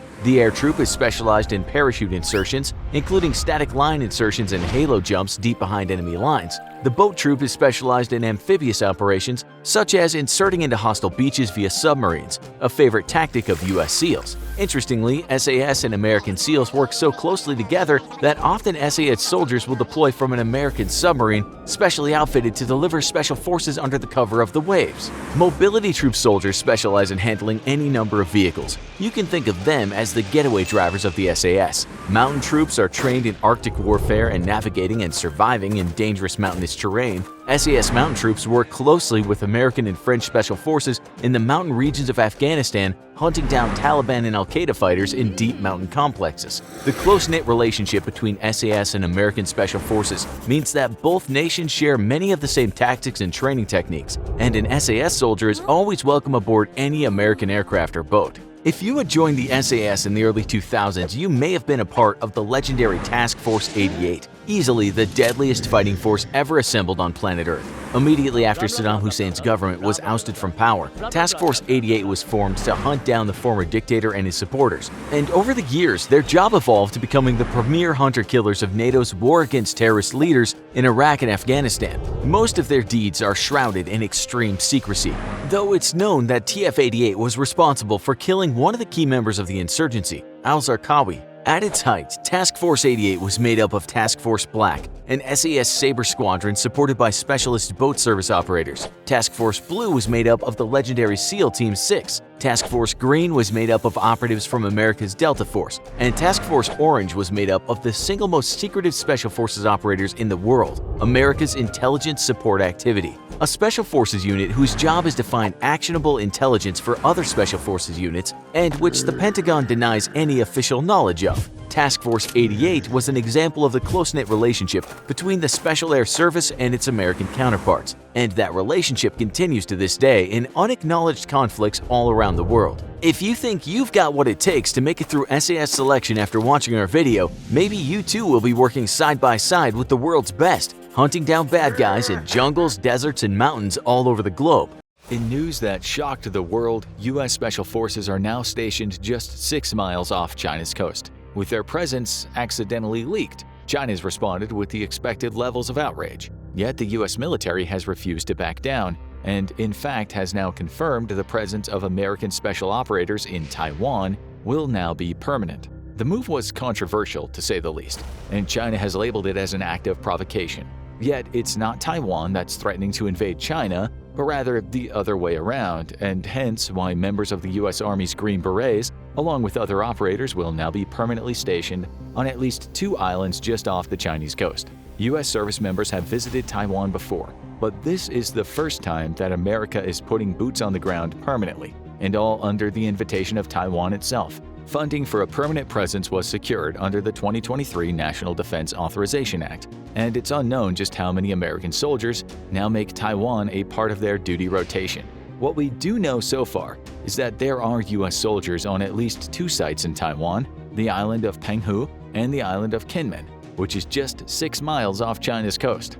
The Department of Defense has remained tight-lipped on the purpose of these special forces, though it did confirm that one of their goals is to help train Taiwan's own special and amphibious forces. Green Berets specialize in defending against enemy special forces, making them ideally suited to the task of preparing Taiwan for the inevitable insertion of Chinese special forces operators if a conflict ever sparks up in the region.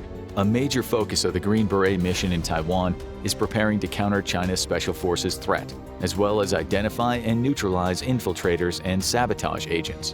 This is a major concern, given that Taiwan intelligence regularly discovers Chinese collaborators or infiltrators in the Taiwanese military, the general population, or even its government. For its part, China has launched an aggressive campaign of gray zone warfare against Taiwan in an effort to sway public opinion or help set the stage for an invasion. Chinese infiltrators stir up the Taiwanese population, with little success to date, but also gather detailed information on Taiwan's defenses. In case of a war, it's expected that the first phase of an invasion will include a massive sabotage campaign across the islands, all performed in an attempt to slow or hamstring Taiwan's initial response to Chinese incursions. Political and military leaders are also the target of Chinese special forces. Plans show that specialized kill teams will be sent to assassinate Taiwan's leadership as part of China's spearhead during its invasion of Taiwan. Here, the Green Berets are well suited for helping train Taiwan's forces, with Green Berets typically providing security for American VIPs during wartime scenarios. During Desert Storm, American General Norman Schwarzkopf, who oversaw the entire campaign, had his own security detail of Green Berets to thwart Iraqi attempts to assassinate him. Many in the U.S. military believe that a Chinese invasion of Taiwan is inevitable, and recent reports state that China will likely be fully prepared for such an invasion by 2027. The initial estimate was that China would capitalize on political turmoil after the 2024 American election to invade by 2025. But a massive corruption scandal amongst the People's Liberation Army rocket force seems to have significantly eroded Chinese President Xi Jinping's confidence in his military. The scandal has ensnared numerous senior PLARF and other military officials, including 2 now former commanders of the rocket force. It's also revealed that it's possible a number of Chinese missile silos had faulty doors that prevented their missiles from being fired, a revelation supported by the well-documented corruption and poor quality work of Chinese construction firms. The PLARF is the key to any invasion of Taiwan, as China's rocket force is tasked with neutralizing U.S. regional power. Via long-range ballistic missiles, China aims to shut down American airfields across the Pacific for long enough to successfully land on Taiwan. Long-range anti-ship missiles will target U.S. Navy surface action groups, with the specific goal of sinking American carriers. The PLARF's entire purpose is basically to enable China freedom of action in the Taiwan Strait by keeping U.S. naval and air forces at bay. But if this specialized force is incapable of doing its job, China stands little chance of successfully landing on Taiwan. China's corruption scandal may have bought the U.S. and Taiwan a few more years, but either way, America is taking the threat of a Chinese invasion more seriously than it ever has before in history. Many of the intelligence and military community agree that invasion is all but inevitable, and until now, America has retained a position of strategic ambiguity. However, in an effort to deter an invasion in the first place, American President Joe Biden publicly affirmed twice that he would defend Taiwan. White House press staff were quick to walk the comments back, creating even more ambiguity about the U.S.'s real intentions and inserting doubt into Chinese calculations. Though the presence of U.S. Special Forces so close to China leaves little room for interpretation. As America gears up for new weapon sales to Taiwan, it's likely that these operators aren't there just to train in countering China's own special forces and sabotage or infiltration attempts, but also to help train Taiwanese troops in new tools the U.S. has made available for purchase. Amongst these is the Black Hornet, These micro-drones have seen action in Ukraine, where Ukrainian special operators have utilized them to conduct covert surveillance against Russian forces. The small drones are perfect for local reconnaissance and include 3 cameras, one facing forward, one facing down, and one canted at a 45-degree angle from the nose. The powerful little drone is even strong enough to fly in harsh winds despite its tiny size of 6 by 1 inches and a total weight of 18 grams. Its loiter time is around 20 to 25 minutes, which is the same amount of time it takes to recharge its battery. Therefore, with 2 drones, one can be ready for flight as soon as its partner returns from a mission. The drone even has night vision and infrared capability, perfect for recon at night. Very little has been publicly confirmed about the specific mission and training that America's Green Berets are undertaking in Taiwan, but their location on outlying islands is a strong hint of other aspects of their mission. The proximity to China's coast could hint at the preparation for Taiwan's own special forces to conduct counter-infiltrations into China itself in case of hostilities. Any invasion of Taiwan would take months to prepare for, as troops are moved to the coast and ships are assembled. This gives Taiwanese special forces an opportunity to conduct sabotage missions inside China itself in an effort to slow the invasion or delay it. Given that tidal conditions of the Strait of Taiwan itself are only favorable for an invasion at 2 different times of the year, a delay caused by sabotage could delay an invasion long enough to make it politically not viable. Using encrypted and jam-resistant communication links, special forces on these islands could direct long-range fires against Chinese vessels moving into the strait. This is a critical concern for China, and one that we know it's spent a lot of time worrying about. In case of war, U.S. Marines will be used to conduct amphibious landings on outlying islands across the strait and near China's coast. A structural reorganization of American Marines has now made them into a far more flexible and agile force, with the ability to deploy into outlying islands or seize them by force and turn them into anti-ship missile bases with the help of tools like HIMARS. America's goal in the Pacific is to present China with more complications than it can resolve, overwhelming its ability to defend itself and its invasion forces. These islands could also host mobile air defense systems to harass the Chinese Air Force as it attempts to seize air superiority over the strait and Taiwan itself. We've seen an example of how successful the aggressive use of air defenses can be in Ukraine, with the Navy deploying Patriot and NASAM air defenses just behind the front line. The surprise move resulted in a brutal ambush of Russian aircraft that scored approximately a dozen downed aircraft, including very high-value and expensive airborne alert and control aircraft well behind the front lines. U.S. Special Forces on Taiwan itself would be critical to America's response to Chinese aggression. They would not only help Taiwan defend itself from Chinese Special Forces, but also help coordinate action between Taiwan's military and America's own. Their knowledge of American weapon systems would prove invaluable as Taiwan purchases ever greater numbers of them, and their ability to relay precise targeting data on Chinese forces to American strike capabilities would be crucial for the rapid and accurate destruction of invading forces and their support equipment. All this doesn't come without significant risk, though. In any invasion of Taiwan, it would put the U.S. service members in the direct line of fire. Yet this was always going to be the case, as the war would predominantly play out between China's Navy and Air Force against America's own Navy and Air Force. The addition of ground combat troops could prove politically contentious for Americans, especially if the nation elects an isolationist president or one with Chinese sympathies. However, the present course being charted by America does not indicate this will be the case. For the first time in U.S.-Taiwan relations, the island democracy has become the beneficiary of America's foreign military finance program.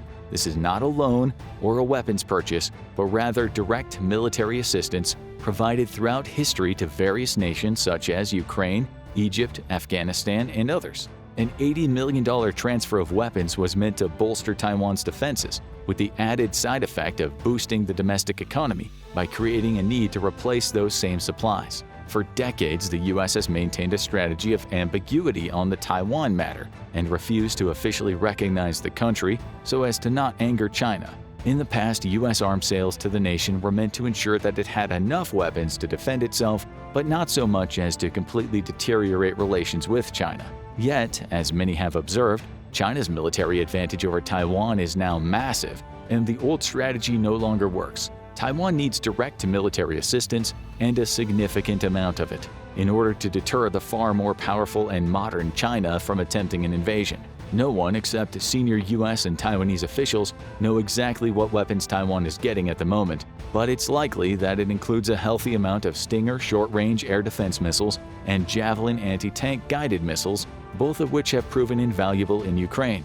But that $80 million was only the start, and shortly after, Taiwan placed an order for an additional $500 million in new weapons on top of the aid package. The nation is also sending 2 battalions of troops to train in the US, the first time that's happened since the 1970s, and before the US switched official recognition from Taiwan to China. Taiwan is in dire need of restructuring when it comes to its military in the face of growing Chinese aggression, and the US's aim is to help with that. Its main battle tanks are mostly aging Cold War models donated or sold by the US, and unlikely to offer much resistance against China's more modern tanks. It also has a critical shortfall of missile systems for both air defense and to counter Chinese armored vehicles, a problem the US is attempting to fix with ongoing arms sales, but it's also being affected by the need to send these same weapons to Ukraine.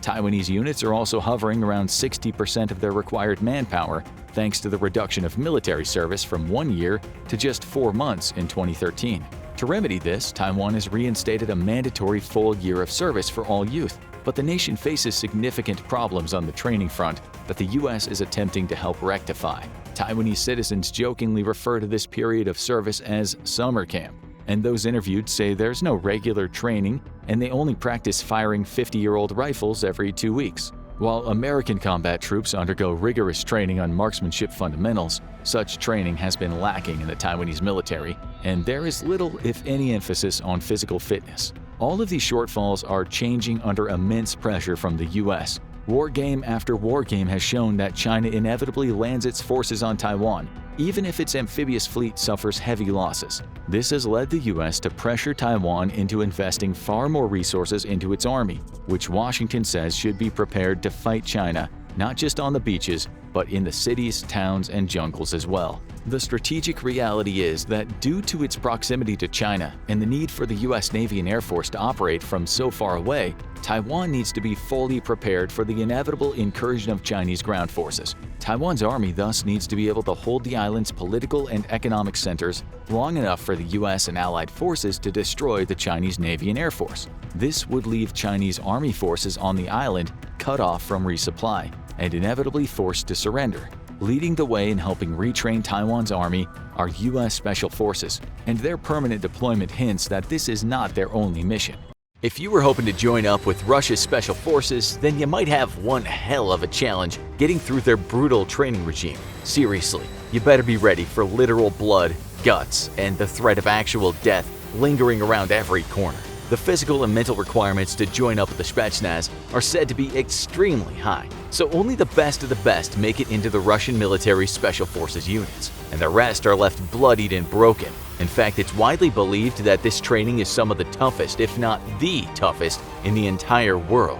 Still think you've got what it takes? Let's find out. We're taking a look at why you wouldn't survive Russian Special Forces training.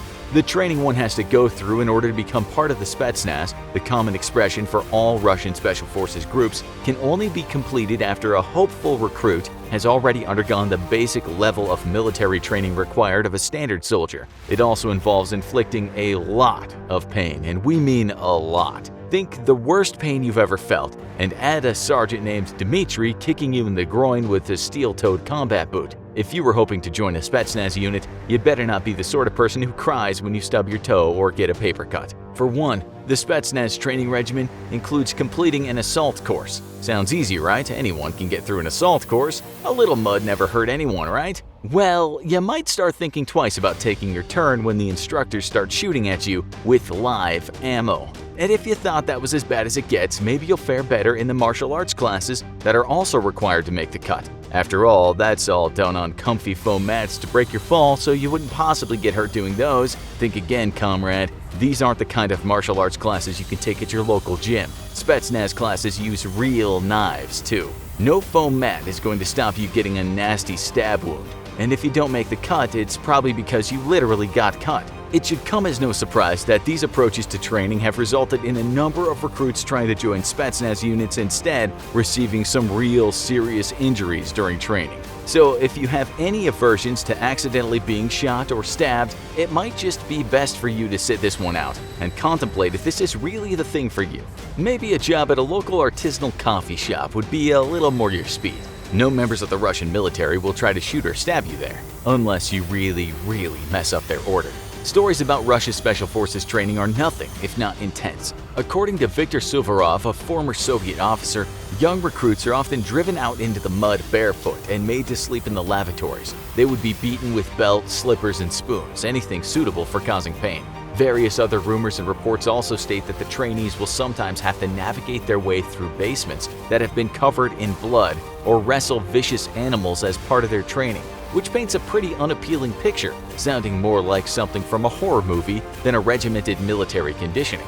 We're not sure how many vicious animals or blood-filled basements your average Russian Special Forces soldiers will encounter on their job, and we'll go into more detail about these particular techniques soon, but processes like these are all about desensitizing the potential applicant to violence, fear, and disgust, typically to make them a better killer. Oh, and speaking of killing, another skill supposedly taught to recruits hoping to join Spetsnaz units is the ability to kill their enemies with a shovel. Not quite the kind you would use in your backyard. Every Russian soldier is issued a small implement called a saperka, which is designed to be used for digging trenches. Unless you're training to join the Spetsnaz, of course, where you'd be encouraged to use this small shovel as a close-range combat weapon, or even to throw it with enough force and precision to kill an enemy combatant. See, it's not just for pulling weeds. There are also a number of reports and photos of Spetsnaz trainees having to fight dogs, including rumors that the recruits will sometimes be locked in a windowless room alone with an angered and sometimes rabid dog. They're only given a sperka to defend themselves and given one simple instruction: kill or be killed. This horrific treatment of recruits and animals doesn't end there.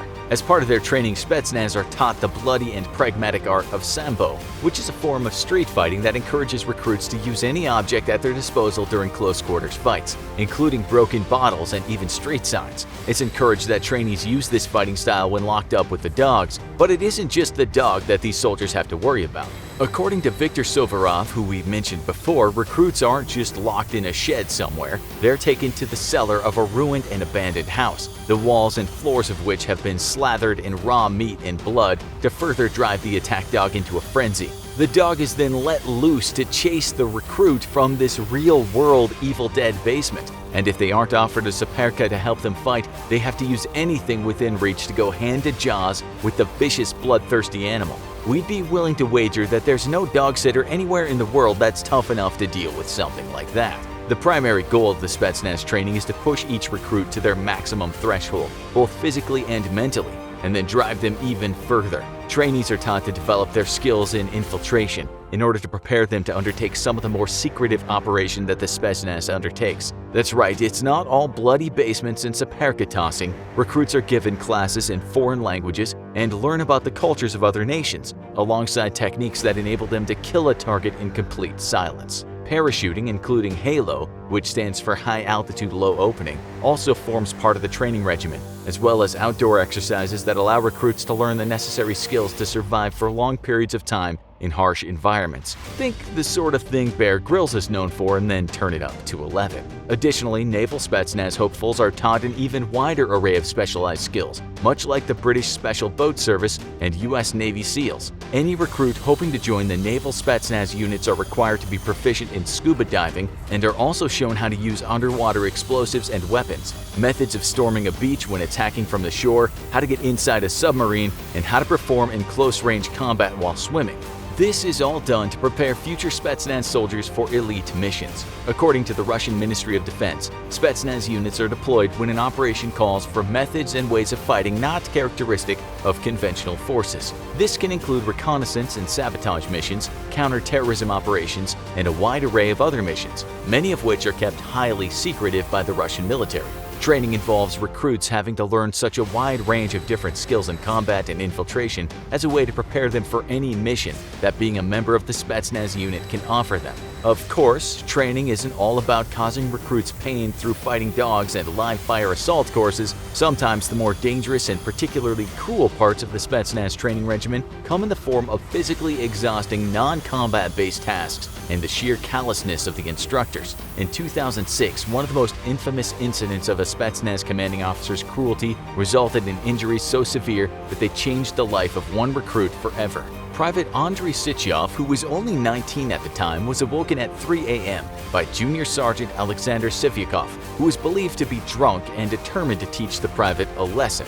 This lesson began by the sergeant ordering the 19-year-old to perform a number of push-ups. When Andrei couldn't complete the task, he was made to squat on the balls of his feet. If his ankles touched the ground at any point, Sergeant Sivyakov beat the young recruit and stomped on his ankles. He didn't complain, out of fear for the sergeant, even when the process continued for 3 whole hours. After this time, the private was released but found that he couldn't stand, and within a few days, Andrei couldn't even get out of bed. Things only got worse for Andrei Sityov from there. Rushed to the hospital as a result of severe and painful swelling in his legs, which were now black and blue, the young private still told no one what had been done to him, even when he was told by doctors that both legs were gangrenous due to him being denied medical attention for 3 days. They had no idea what had caused the young man's injuries. It wasn't due to a horrific accident or even a combat drill gone awry. The severity of Andrei's injuries came as a result of the torture that Sergeant Sivyakov had inflicted on him. Unfortunately, surgeons were then forced to amputate both of Andrei's legs as well as his genitals. Almost everything below the waist was infected. The brutal mistreatment of Private Andrei Sityov, given the severity of what had been done to save him from gangrene infection, was met with public scandal and highlighted the abusive discipline utilized within Spetsnaz training. The Russian military offered Andrei's family a 3-bedroom apartment and 500,000 rubles, which is just over $20,000 as an apology for what had been done to the young private. Andrei's mother believed that these were given to them to buy their silence, but she wanted action taken against the sergeant who tortured her son so horrendously. The family brought the incident to the attention of the news and pressed for military trials against Sergeant Sivyakov.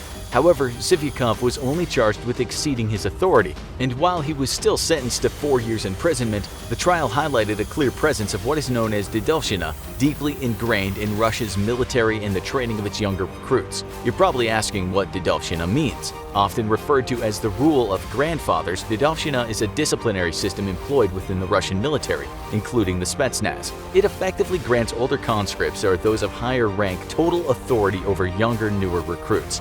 This is understandably why Andrei Sityov was afraid to complain about being made to squat, as Sergeant Sivyakov was entirely in charge and abused the power he was given over the young private. The case of Andrei Sityov wasn't an isolated incident either. According to the Russian military's own numbers, which are suspected to be lower than the actual figures, 16 soldiers were killed by Dedovshchina-related incidents the year before what was done to Andrei, and a further 276 committed suicide in 2005. Some reports have suggested some deaths that were labeled as suicides or accidents may have even been additional Dedovshchina cases that were covered up to avoid attention. What this tells us is that as tough and physically demanding as the training is to join the Spetsnaz, it may be made all the worse when said training is conducted under a system that allows senior conscripts to abuse, torture, and in the case of Andrei Sityov, even mutilate the young trainees. The hardest part of the training regimen, arguably, might not be the training itself, but the people running it. Fighting rabid dogs in bloody basements, committing murder with shovels, performing rigorous tests of physical endurance, intellect, and willpower, and being bullied by your superiors. And considering the fact that this utterly horrific gauntlet of a training regimen has led to accidental deaths and suicides, when we say you won't survive the Russian Special Forces training, we really do mean that. Maybe that job at the artisanal coffee shop isn't looking so bad after all. Note, the following is based on testimony provided over a series of interviews and written correspondence, edited and cut together in an attempt to create a cohesive timeline of the events as described. It was 1968, if I remember correctly, and somewhere around the Cambodian border. We were getting the lay of the land on an LRRP, tracking supply routes into South Vietnam along Cambodia and mapping them out for future raids, and for the B-52 bombing campaign the following year that smashed the whole place to hell. The object sort of appeared overhead all of a sudden, a bright red-orange glow, and it looked like it was sort of melting. I don't know why, only some of us looked up in time, and we only got a brief glimpse through the tree cover. It was over our heads and then gone in a flash. I couldn't tell you how high it was or how fast it was moving. but maybe 4-5 seconds later there was a loud crash, and then a dull thump that you could feel through the ground. That let us know that it had fallen somewhere nearby. We figured it was a US plane, though for the life of me I couldn't tell you what the original shape of it was when it plummeted overhead. It was just too fast. All I remember was the orange glow and thinking of molten metal. I even ducked, expecting some of it to fall on me. We were close enough to the northern border that we knew better than to use our long-range radios openly. The Soviets had sent their own Special Forces advisors armed with pretty good electronic snooping gear, and if they were nearby, they could pinpoint your location pretty accurately. We were now on a rescue mission, as far as everyone was concerned, and figured we'd hold off on the radios until we got to the crash site and asked for extraction. Turns out the damn thing was further than we thought, good 3 to 4 miles through awful terrain. When we got there, though, it was immediately obvious this was not a US plane, or at least nothing like any of us ever knew about. Our captain, obviously we're going to withhold names, had been in the black world for a while and knew there was some stuff flying over Vietnam made in the US that the public still didn't know about, but nothing like this. It reminded me of a giant metal egg that had just cracked wide open when it crashed. The entire scene was incredibly warm, and at first I thought this was just some crashed space capsule, maybe Soviet, since we were in their neck of the woods, but it was a dull gray and it looked like it had been made from a single piece of metal. There were no seams or bolts or screws. I've seen the way 3D printers work nowadays, and it looked like they'd been made that same way. I never got a good look in the inside, so I couldn't tell you much about it. The brush around it was on fire, and it was hard to see inside through the broken side of the craft. I couldn't tell you if there were any occupants. I didn't see any myself. We called in the crash and reported ourselves on scene, but were surprised to learn that there were already some birds en route. We got told to secure the site, so we did just that while hoping the whole damn jungle wouldn't go up in flames. The first aircraft overhead was a pair of F-4s, which quickly settled into an orbit. That's what kinda tipped us off that this was something real serious. I know this sounds silly now, but at the time we honestly didn't know what this damn thing was. The fire around it made it so hard to actually see the thing. Most of us still just thought it was either NASA or something Soviet. Anyway, I think the Air Force guys were overhead to ward off any curious Vietnamese MiGs. The first choppers to arrive were Hueys full of infantry, but the infantry wasn't let anywhere near the craft. They were deployed in a wide swath around it. I don't know what they told those boys, but it took a good 2 days to get that damn thing out of the jungle. And obviously, there was a need to secure the site given how close it was to the border. We got choppered back pretty immediately though. Other SOF guys came in and they worked a little closer to the actual craft along with some Air Force and Navy eggheads. I found out later they were all already read into the program. And that's what everyone called it, the program. And there were several rapid reaction units stationed throughout in theater. See, we learned from the Korean War that these things are attracted to conflict, and I guess that it makes sense. It's probably one of the most interesting things we do. A lot of people think this whole mess started in World War II, and maybe it did, but the program got put together during the Korean War, and that's when it was official. Anyway, I think the intel guys that read us in kinda jumped the gun a little. See, most of us were still of the opinion that this was just some space probe or something. They could have told us that and just let us go, and we'd lived the rest of our lives without a second thought. But I guess they thought we'd seen more than we did, so we got read in, kind of by force. As in, we had no choice. It was that or a dishonorable discharge, and I saw it happen once or twice. They fabricated an entire Article 15 or worse if they thought you'd be trouble. Everything to kill your credibility. Their favorite was drug charges. We all knew drugs were everywhere out there, so who was gonna listen to some washout kicked out for heroin? Back then, the world was a lot smaller than it is today. The last thing you wanted was for your community and your family to believe you got kicked out or washed out with a bad conduct discharge. So they read us in, only a little. People think you just get all the info at once. That's not how secret programs stay secret. We were only told what we needed to know. I didn't even realize those damn things were from space until I actually saw a body. And then it was sort of like, okay, yeah, you figured that out, here's a bit more info. For all I know, I never did learn the whole truth. But I do know a lot of it, and I'm kind of tired of sitting on it all these years. Plus, what are they going to do now to an old man? That's the thing. If they did anything to me or that Grush guy, well, it just sort of validate his story, right? Better leave us alone and let the world just think we're crazy. Speaking of Grush, I like him. He's confident, he's strict on following procedure. That's what makes him so frustrating. Everyone wants him to come out and say everything, but he's doing it right, only saying what he can outside of a classified briefing. I think he's a patriot. If he just wanted fame, he'd come out and say everything. Again, if they put him in jail for it, well, that's kind of admitting that he really did share some classified info, isn't it? Is he telling the truth, though? I don't know. A lot of what I've heard him say sounds right, but I've been out of it for 20 years now, and things change. And who knows what the whole truth is anyway. So, do I think he's lying or telling the truth? I think he's telling more truth than not, especially that part about aerospace contractors being involved. I know that's true, but I also don't ever underestimate how far these groups will go to create disinformation. And it's not just about deceiving the American public. Let me tell you, I spent about 30 years with the program, and the group is full of true blue-blooded patriots. You sort of had to be handling the most dangerous technology in the world. Imagine if we had another Manhattan Project and somebody ran off with a piece of that tech to the Soviets. Nobody liked lying to the public. But the thing people forget is we're not the only ones aware or at least suspecting that something is going on. The Soviets, well, the Russians now, the Chinese, hell, the Israelis too. Everyone's looking for any scrap of information they can get.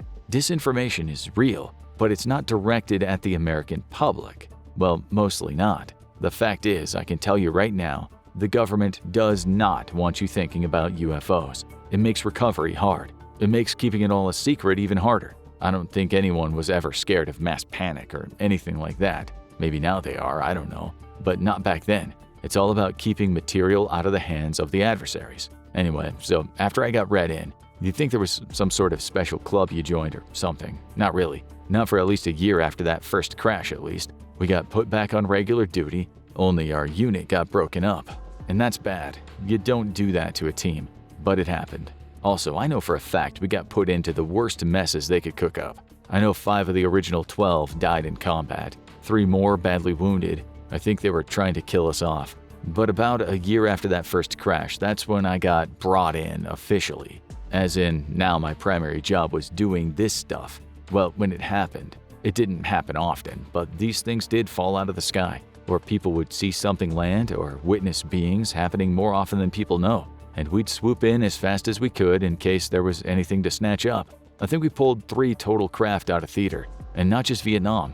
Damn near started a war with China in one recovery, but thank God their early warning systems were primitive back then, and it was close to the border. I don't think we could do that today. Europe was another hot spot, but most people don't know that. I'm not sure if anything ever crashed into the ocean. If it did, we definitely couldn't pull it out, I don't think. But Europe was always sort of ready for war at any moment. You had bombers with live nukes on constant patrol, electronic intelligence aircraft, military exercises all the time. All this on both sides of the border.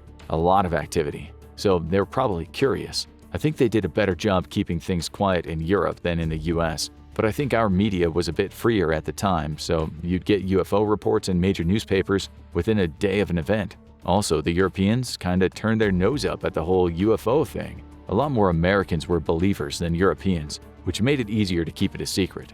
The crafts themselves were extraordinary. That's the only way to describe them. I wasn't there for every single recovery, obviously, but they kept collections of them in different places and I got to see 2 of the collections. Everyone always looks at Wright-Patterson and the Foreign Technologies Division. How stupid do you think we are? That'd be the dumbest place to take this stuff because it'd be the first place Soviet spies would come looking. They wanted to know what we knew about them already. I can tell you what though, we faked some stuff going into Wright-Patterson, enough to stir up rumors because that's where we wanted the Soviets looking. It was fun, it was like a big game, and you had to play right into it. So a few enlisted guys spotted something strange and then they just let the rumor mill do its work. The real stuff didn't go to Wright-Patterson. There were a few government sites, sorry I don't want to tell you where because a lot of important work is still being done there, but there were these co-op sites run by the government and the big defense contractors, people like Raytheon, Boeing, everyone knows their names, but also people like Texas Instruments. It was a whole umbrella. But the little guys only got a tiny piece of the puzzle. Some guys from TI would get a piece of something and then be asked to figure out how it works, never being told where it came from. And on its own, I'm sure these eggheads had their suspicions, but it's hard to tell if something's actually alien. Alright, so that Grush guy is right about defense contractors being involved. You can't get their records, they're private companies.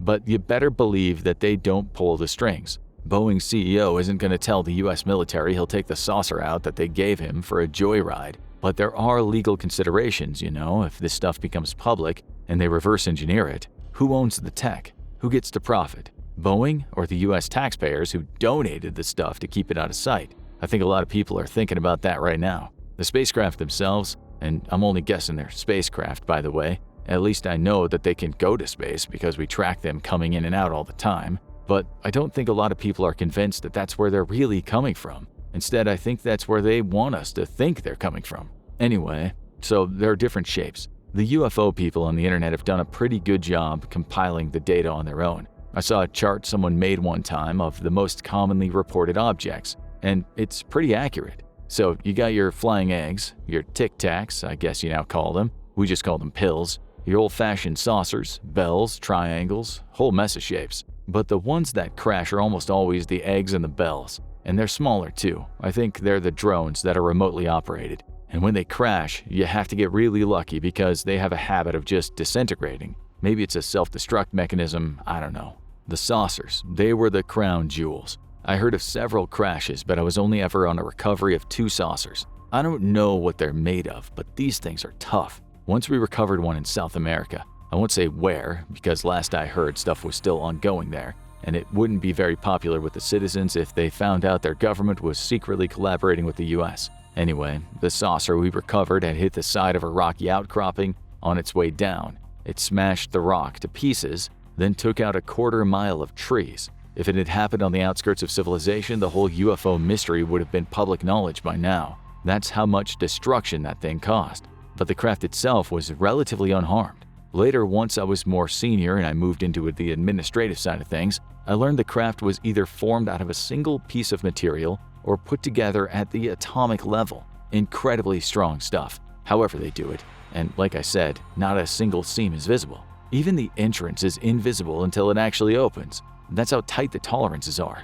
By the way, that one took us a while to open. It took us a long time to figure out how to actually open these things without resorting to destructive means. And that's the good news. We could cut or melt or blast our way in if we wanted to, so these things can be destroyed. It means we have a fighting chance if they ever turn bad on us. Though, I don't think it'd matter. They'd probably just drop some rocks on our heads and wait for the ice age to end. We're like schoolyard kids armed with pebbles against these things. We can cut them open and we can shoot them down occasionally. It took a while to pull that thing out of the jungle and get it on a ship back to the States. By the time we opened it, well, have you ever opened a fridge full of food after the power's been out for a few days? The discs are manned. I don't know if these things died on impact or after, but there was nothing alive when we cracked it open.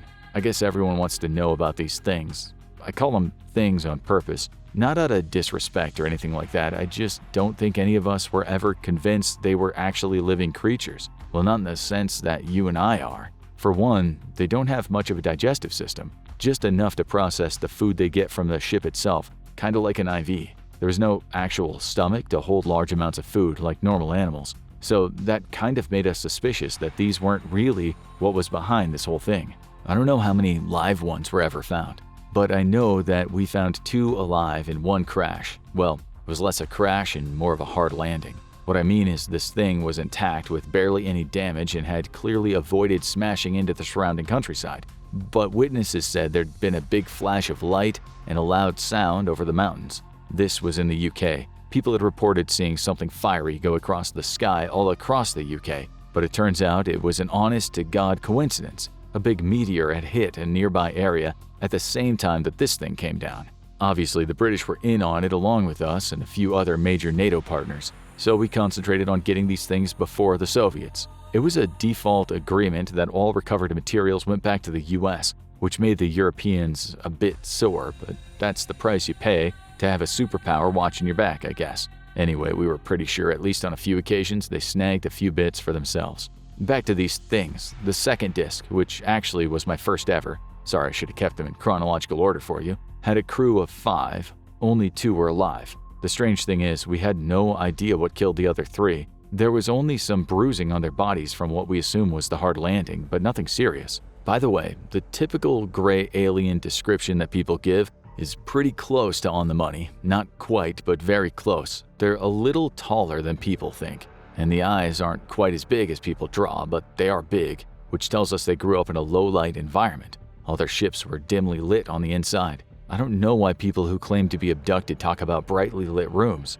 We never saw any of that. It was dim enough inside these ships to see, but it wasn't comfortable. Maybe these people who say they were abducted are just remembering things wrong. One thing we figured out quickly is they can mess with your head, mess with the way you perceive things. Anyway, the two live ones, they weren't injured or anything, just kind of stared at us once the ship opened. The program has strict protocols because we're always expecting to make contact with non-human intelligence, and there are very strict protocols on what to do and what not to do. People think we go after these craft gun blazing in full military gear. I mean, yeah, when I did security for the program, we were heavily armed. We never knew what we were up against or if a foreign team would show up. That happened once or twice. But the security people are on the outside, well away from the craft. Think about it. These things are smart enough to cross the galaxy or come from wherever they come from. Do you really want to show up and send soldiers first? No. We first take readings to ensure there's nothing toxic or hazardous. Then we send in medical personnel. The lead doc we call the ambassador. He had special training for contact protocols in case we ran into something living and talking. The ambassador always spoke at least English, Russian, Chinese, and Spanish, the most prevalent human languages, and I think also things like American Sign Language, though just to be aware of how to speak with body gestures. Not that we expected them to know ASL. So we kept the guys with the guns well back, out of sight if we could. It was a risk. Maybe these things would shoot up the medical team, or maybe there's a space monster in there. But it was a better risk than starting an interstellar war or scaring the hell out of them with armed grunts. That night, the two live ones apparently just kind of stood there as the team entered the craft. It had opened on its own. Maybe they opened the door. I don't know if it was open when we got there. They stood there and they didn't answer the ambassador at all. Basically, they just barely reacted to anything. Just basic stimuli like turning their heads away from bright lights. They didn't even object when the medical team started looking them over for injuries, or so I was told. I saw them when they were led out of the craft, and I do mean they were led out like children. The medical guys grabbed them by the hand and just let them out like a kid. They just sort of stood where you left them. I was on Overwatch Squad. We'd spread out along the entrance in a U formation and kept in the tree line, again to provide security if they did anything, but not be visible and intimidating. It was a rule that you never leveled your rifle at these things, even if they were corpses or looked like corpses. Just because they appear dead doesn't mean they are. We don't know much about their physiology, you know. So the last thing you want is for them to feel threatened. I never once leveled my rifle at them or their bodies in all my years on the security side. You always kept the weapon at low ready, muzzle pointed to the ground. People got the wrong idea, and they think we're out there snatching these things up and whisking them away for dissection. Let me tell you, we did everything possible to be helpful. We tried to provide medical treatment, but these things always died. Always. They'd live at most another few days, never said a word or reacting to anything, and then they just slump over. Eventually we figured out that they can take in water based on what we found in the ship, and apparently the food, or whatever you call it, was pretty basic protein and other stuff, I don't know, but nothing fancy. So when we figured it out, we started hooking the live ones up to IVs when we could. They have a circulatory system like us. We figured that out from the corpses, but no matter how hard we tried to keep them alive, they always just keeled over eventually. Back to that night though, the things just stood around wherever we guided them. You led one to stand over there and it'd stand there. You move it somewhere else and it stands there. Their limbs are a little long and their knees aren't in the right places, but they would sit on chairs if one was available. Otherwise, they just stand there until they fell over, exhausted. That and the way their organs worked led us to believe that these things are, well, they're basically just drones, like biological computers. Whatever's making these things just creates a biological crew when it needs one, and they do their job and nothing else. At least that was our theory, because their bodies didn't seem built to last, and the eggheads found it suspicious that they were able to breathe our atmosphere so easily. What are the odds that space aliens would also be able to breathe our exact atmosphere? Plus, we never found anything we'd call personal items on the interiors, ever. There were no drawers full of spare clothing, nothing that looked like it was for entertainment, not even a sleeping area. I don't know if they had to go to the bathroom. Again, a lot of information was compartmentalized, but when I moved to the administrative side of things, you can't stop people from talking. And in truth, the program wanted us to talk, at least those of us who were seniors, because it provided an outlet. You sit on something like this, and you have no one to talk to about it or ponder what this whole thing is, and it eats you up inside. They found that out the hard way in the early days, so they relaxed about how compartmentalized everything was once you'd achieve senior status. Plus, I think they wanted us to share ideas. It's a giant mystery, and people need to share ideas to figure it out. So these things, the aliens, I guess, are probably just biological computers, basically. That's what we thought. But who knows, maybe they're so alien we just don't understand anything about them. But everything seemed to point to that conclusion.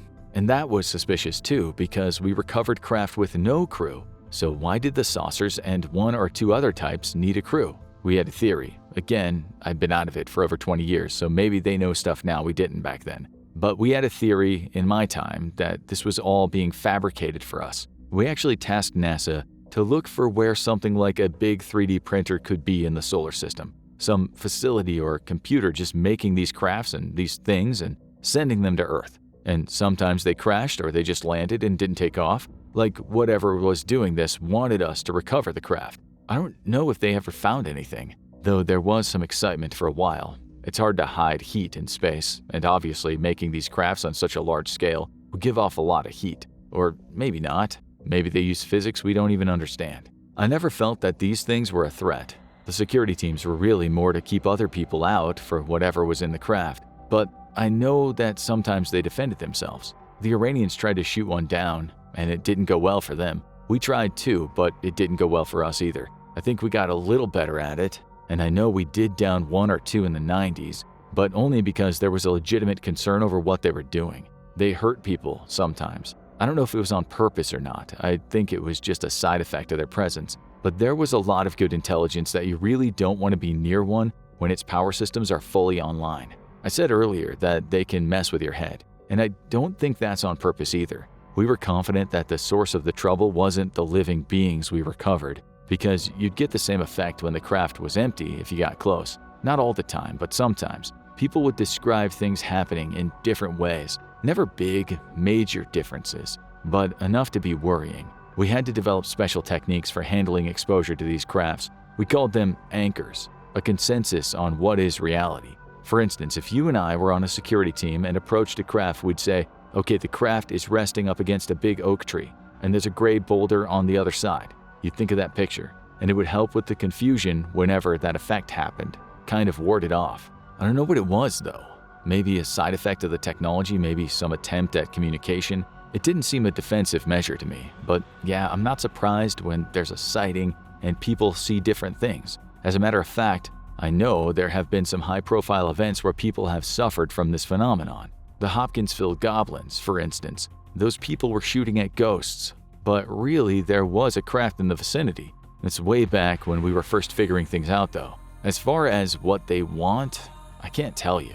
If anyone figured it out, they didn't share it with me. I don't think they're a threat. We only recently got the tech to even harm these things, and even then it seems more like they're letting us do it. We strongly suspected this whole phenomenon was a form of gifting. Why else would craft crash or just land and then nothing comes to try to recover it? If we had a space mission go bad on Mars, we'd send help if we could.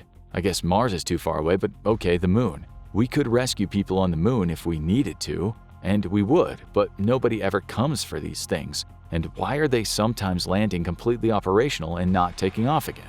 Most of us thought that it was a way of gifting technology without massive disruption to our own evolution. I don't know how much they figured out, and I wonder if they ever managed to even fly one of those things. I do know that from speaking to the eggheads, this technology is so far advanced they couldn't tell the difference between the toilet and the drive system. It'd be like giving a nuclear aircraft carrier to the ancient Romans. Maybe they figured it out by now. I don't know. I don't think so. Or we would see some tremendous technology by now. We had another conclusion though, this one more disturbing. Maybe they just left these crafts lying around because they were easy to build, and they just didn't care because they had a plan to deal with us well before we figured out their technology.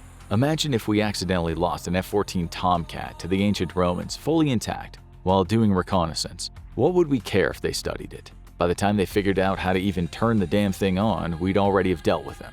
So maybe we're getting gifted, or perhaps we're getting to be dealt with before we're a problem. I don't know. Only time will tell. Despite being mortal enemies for several decades throughout the Cold War, the New World Order following the fall of the Soviet Union has seen American and Russian special forces conducting many of the same missions, combating common foes that seek to spread radical agendas and promote terrorism, and acting as the elite vanguard of their nation's forces. Just how similar or different are US and Russian special forces? That's what we'll explore today in this episode of the Infographic Show, US Special Forces versus Russian Special Forces. Forces. Special Forces refers to elite military units tasked with unconventional or especially difficult missions that require great skill and generally engender great risk. From Sparta's famed 300, who helped thousands of other Greeks hold the line against an invading Persian horde in ancient Greece, to the infamous Otto Skorzeny and his brilliant raids against Allied targets during World War II, Special Forces have always existed in spirit, if not designation, throughout human history. At their core, Special Forces are nothing more than highly skilled operatives conducting missions too complicated or difficult for large conventional forces to accomplish. But it was only after World War II that militaries around the world formally created small elite units and designed them as special forces. No matter their country of origin, all special forces hold 5 basic mission types for which they are responsible.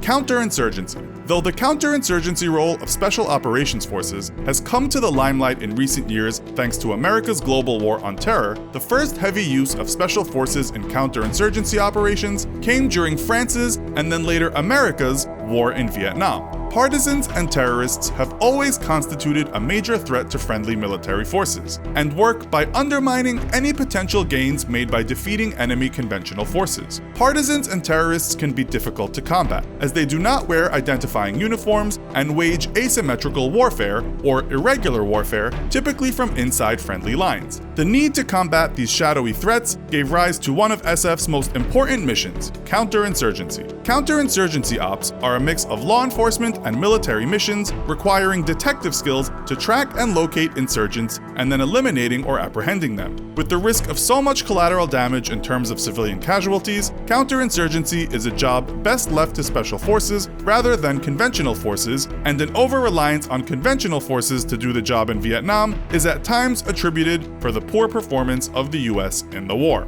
Unconventional warfare. Without a doubt, the cornerstone of Special Forces operations, unconventional warfare, or UW, covers a very wide range of mission types. These can range from targeted assassination of high-value targets, or HVTs, disruption or overthrow of governments, or conducting guerrilla raids deep inside enemy territory. A Special Forces icon, Major Benjamin Tallmadge, fought the British during the American Revolutionary War and was famed for leading raids deep into enemy territory and striking at British supply trains.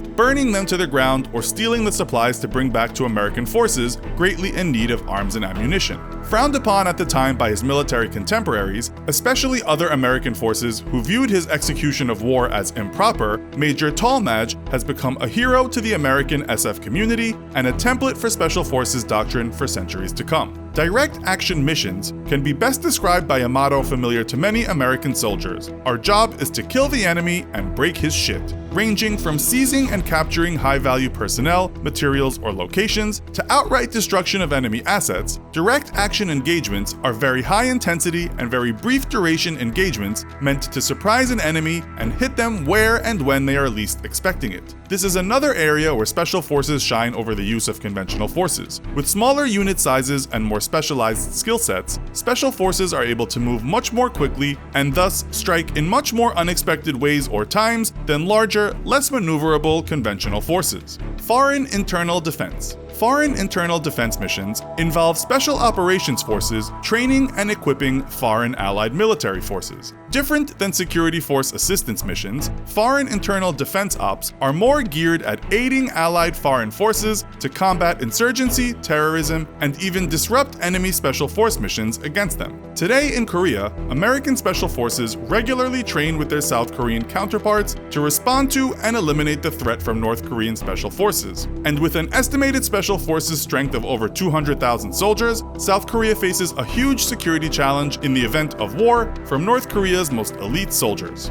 Special Reconnaissance. Special reconnaissance missions are a major part of where American SF forces earn the nickname the Quiet Professionals. Typically consisting of very small unit sizes, SR missions are meant to collect information deep in hostile or politically sensitive territory with the explicit goal that the unit's presence is never detected. Because valuable intelligence can be rendered worthless if an enemy realizes it's been discovered, SR missions require the utmost stealth and secrecy. Sometimes, SR missions can be carried carried out in extremely politically sensitive situations, necessitating the complete disavowal of any involvement by the nation conducting them. This means that any discovered or captured operatives may be completely on their own, making SR missions some of the riskiest a Special Forces operative can undertake.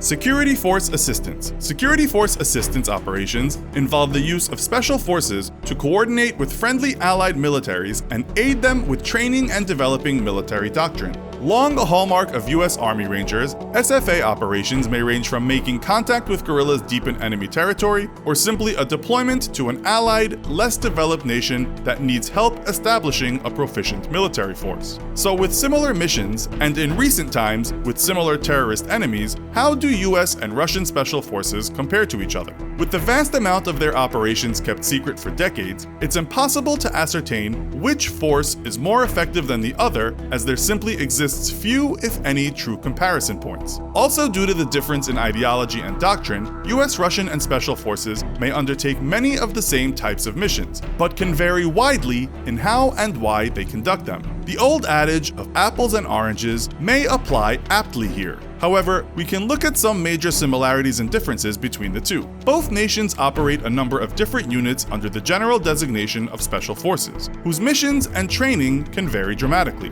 On the whole, though, one of the major differences between US and Russian Special Forces is the composition of their units. American Special Forces tend to adhere to a doctrine of skill specialization, in which each member of a team has a unique specialty and numerous and overlapping subspecialties. For instance, one team member will be the team medic, but will also have training in communications and demolitions, though his primary job is to serve as medic. Russian Special Forces tend to favor a more general approach without unique specializations, which is why, on the whole, Russian Special Forces are more focused on the direct action mission of special operations, a deficiency identified in modern times that has seen some expansion in training for Russian operators. While select American Special Forces, such as Army Rangers and Navy SEALs, share a similar and more narrow focus, the American Special Forces community as a whole is a far more flexible organism than Russian Special Forces, able to undertake a greater variety of missions and bringing more varied disciplines to the table.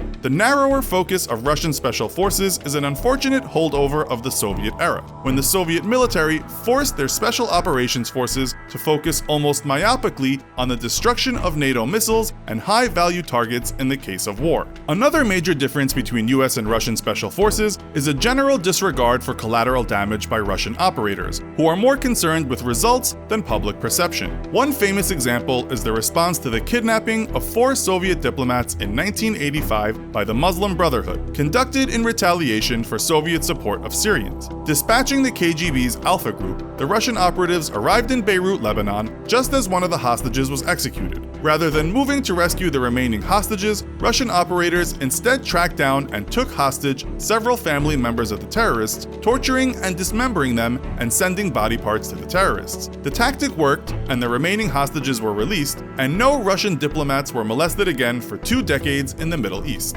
Yet while Russia's adoption of brutal tactics may have been effective in this specific case, it comes at a major cost of public perception, and could in fact backfire by raising public anger against Russia. Russia's ongoing difficulties with Chechnya is believed to be compounded by brutal retaliatory measures by Russian security forces. Preferring the hammer to the surgical knife, though, is a long hallmark of Russian military doctrine, and further evidenced by the slow adoption of precision-guided munitions by a military that prefers to intimidate via overwhelming firepower without much regard to collateral damage. This doctrine would once more come into play during the Moscow theater hostage crisis of October 2002, when 850 hostages were taken by Chechen terrorists. After 2.5 days of standoff and no concessions from either side, Russian Special Forces pumped an as-yet undisclosed gas into the building and initiated an assault which would see all 40 terrorists killed, but as an adverse reaction to the mystery gas, 130 hostages also died. When Islamic militants took several hundred school children and teachers hostage in Beslan in September 2004, Russian Special Forces once more laid siege to the hostage takers. After a furious firefight, all of the terrorists were killed, but so were 186 children and 20 Russian operators, though witnesses reported that many of the Russians died or were wounded trying to heroically shield children from the fighting. Striving for decades to build a safer and more structured world order in order to avoid the mistakes of pre-World War II Europe, the US has for a long time sought to preserve its identity as a global leader, recent presidential election notwithstanding. Knowing that such heavy-handed tactics as Russia's would endanger that perception, US Special Operation Forces are more focused on avoiding unnecessary deaths and obeying rules of engagement. While this may at times perhaps limit their effectiveness in a given situation, it does preserve a generally positive perception of American Special Forces, which has made them welcome in nations around the world as they aid allies and regional partners such as the Philippines in combating their own terrorist threats or improving the capabilities of their military. American SF doctrine of maintaining a light footprint effect, however, does come with a cost, and in the last 2 decades, they have suffered significant casualties in their efforts to combat terrorism around the world. It is impossible to truly determine which force is better than the other without directly pitting the two nations in open conflict, which thankfully has never happened. However, from the bold parachute raids behind German lines into occupied Soviet territory in World War II, to daring attacks against British supply lines during the American Revolutionary War, both Russian and American Special Forces share a common heritage of courage and professionalism. Though they may differ in doctrine and ideology, ultimately, both Russian and American Special Forces have one similar job: kill the enemy and break his shit. The United States and Russia are two global powers with a complicated history. Given the immense size of the two nations, as well as their power and influence over the rest of the world, they maintain one of the most critical and strategic foreign relationships of any two countries on the entire planet. But how do their armies stack up against each other? Specifically, why don't we take what are widely considered to be their top-tier troops from both countries and examine the key differences in their training, tactics, weaponry, and specialties. For the United States, while some might argue the case for the U.S. Army Rangers or the 1st Special Forces Operational Detachment, better known as Delta Force, it's perhaps more widely agreed that the best that America has to offer in terms of specialized fighters comes in the form of the United States' Navy SEALs. And in the other corner, Russia's most elite branch of its military would have to be none other than the infamous Spetsnaz. Now, it's important to note straight out of the gate, Spetsnaz as a term refers to a lot of different units within the Russian military. The word itself refers to units that are assembled by any special operations group of the Russian military to complete specific missions, whether that be their Navy, Army, Airborne Troop, or even the FSB, formerly known as the KGB. This means there is almost no such thing as a singular Spetsnaz unit. Furthermore, a Spetsnaz unit, assembled for a particular mission, might not consist entirely of active combatants. Some might have computer specialists or even rocket scientists working alongside or consulting directly with special operations troops. Members of both the SEALs and Spetsnaz groups are notoriously secretive, since their existence and operations are considered matters of national security to the United States and the Russian Federation, respectively. It's largely due to leaks or carefully curated information intentionally released from within these governments that the public has had any knowledge of these two Special Forces units. Navy SEALs and Spetsnaz are famous, or infamous, depending on your perspective, for conducting high-profile missions, with SEAL Team 6 gaining widespread notoriety and media attention after their involvement in the assassination of Al-Qaeda leader and 9/11 terrorist attack architect Osama bin Laden. Comparatively, the primary difference between certain United States Special Forces groups like Delta Force or the Navy SEALs and Russia's Spetsnaz is that those examples are permanent military units that exist even when not on active duty. Spetsnaz are formed as and when they are needed. So for the purposes of this video, we'll be comparing the Navy SEALs to various different Russian specialized military units that could all qualify as Spetsnaz, such as Alpha Group, Spetsnaz GRU, and Russia's Special Operations Force. So let's begin where anyone hoping to join either the Navy SEALs or a Russian Spetsnaz group would start out: training.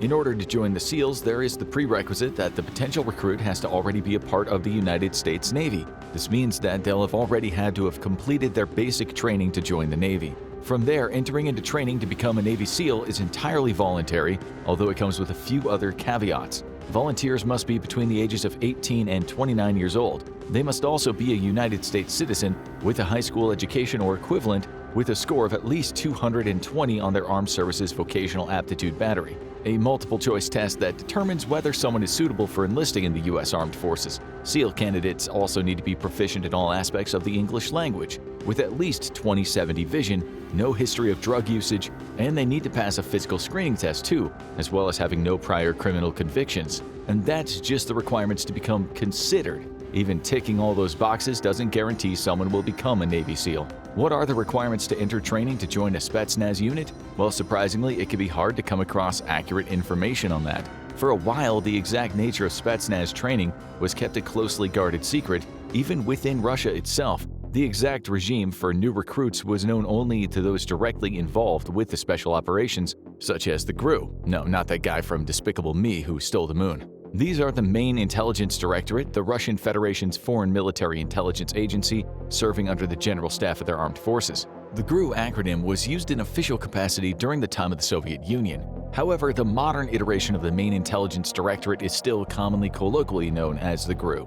They're responsible for military intelligence operations and maintaining their own special forces units. So until the 1980s, the Soviet GRU would have been the only ones to know of the abilities required to join one of their Spetsnaz units. This secrecy led to a lot of unsubstantiated rumors about Spetsnaz groups until Mikhail Gorbachev, the president of the Soviet Union from 1990 to its dissolution in 1991, who'd also been effectively directing the country as leader of the Communist Party for 5 years before that, disclosed Russian state secrets in an act of good faith to ease international tensions with the US. After the policy of glasnost, meaning openness, stories of the achievements and abilities of Spetsnaz groups reached the Western world. According to books written by many former agents of agencies such as the GRU or KGB, the training of Spetsnaz recruits was designed to foster similar skills to those of Delta Force or the British Special Air Service. Anyone applying to join a Spetsnaz group didn't need any prior military training and didn't have a long checklist of requirements to start training, like the Navy SEALs.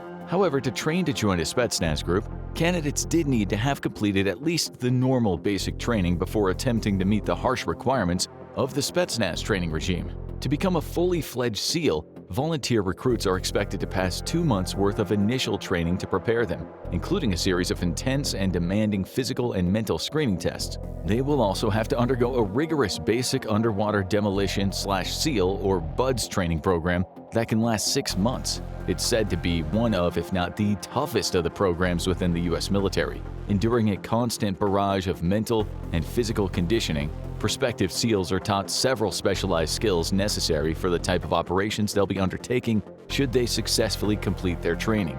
These skills include basic water competency in swimming, underwater combat, weapons and demolitions training, and navigational skills on dry land. The BUDS program also includes the infamous Hell Week, a 5-day stretch wherein each candidate for the Navy SEALs is subjected to extreme physical exertion at an almost constant rate. Around the clock, recruits are in an almost constant motion, only permitted around 4 hours of sleep in the entire week. That's not 4 hours per night, it's 4 or 5 hours over 5 whole days, while the rest of the time they are either running, swimming, paddling, carrying boats on their heads, doing sit-ups, push-ups, rolling in the sand, trudging through mud, or paddling aboard boats. If that sounds like a lot to go through, it is, proven by the fact that only a quarter of every class of Navy SEAL candidates will successfully complete their BUDS training. Even then, it's still not over. Recruits for the SEALs are then further trained in tactics focused on working as a part of a small unit, parachuting, and operating in icy weather conditions.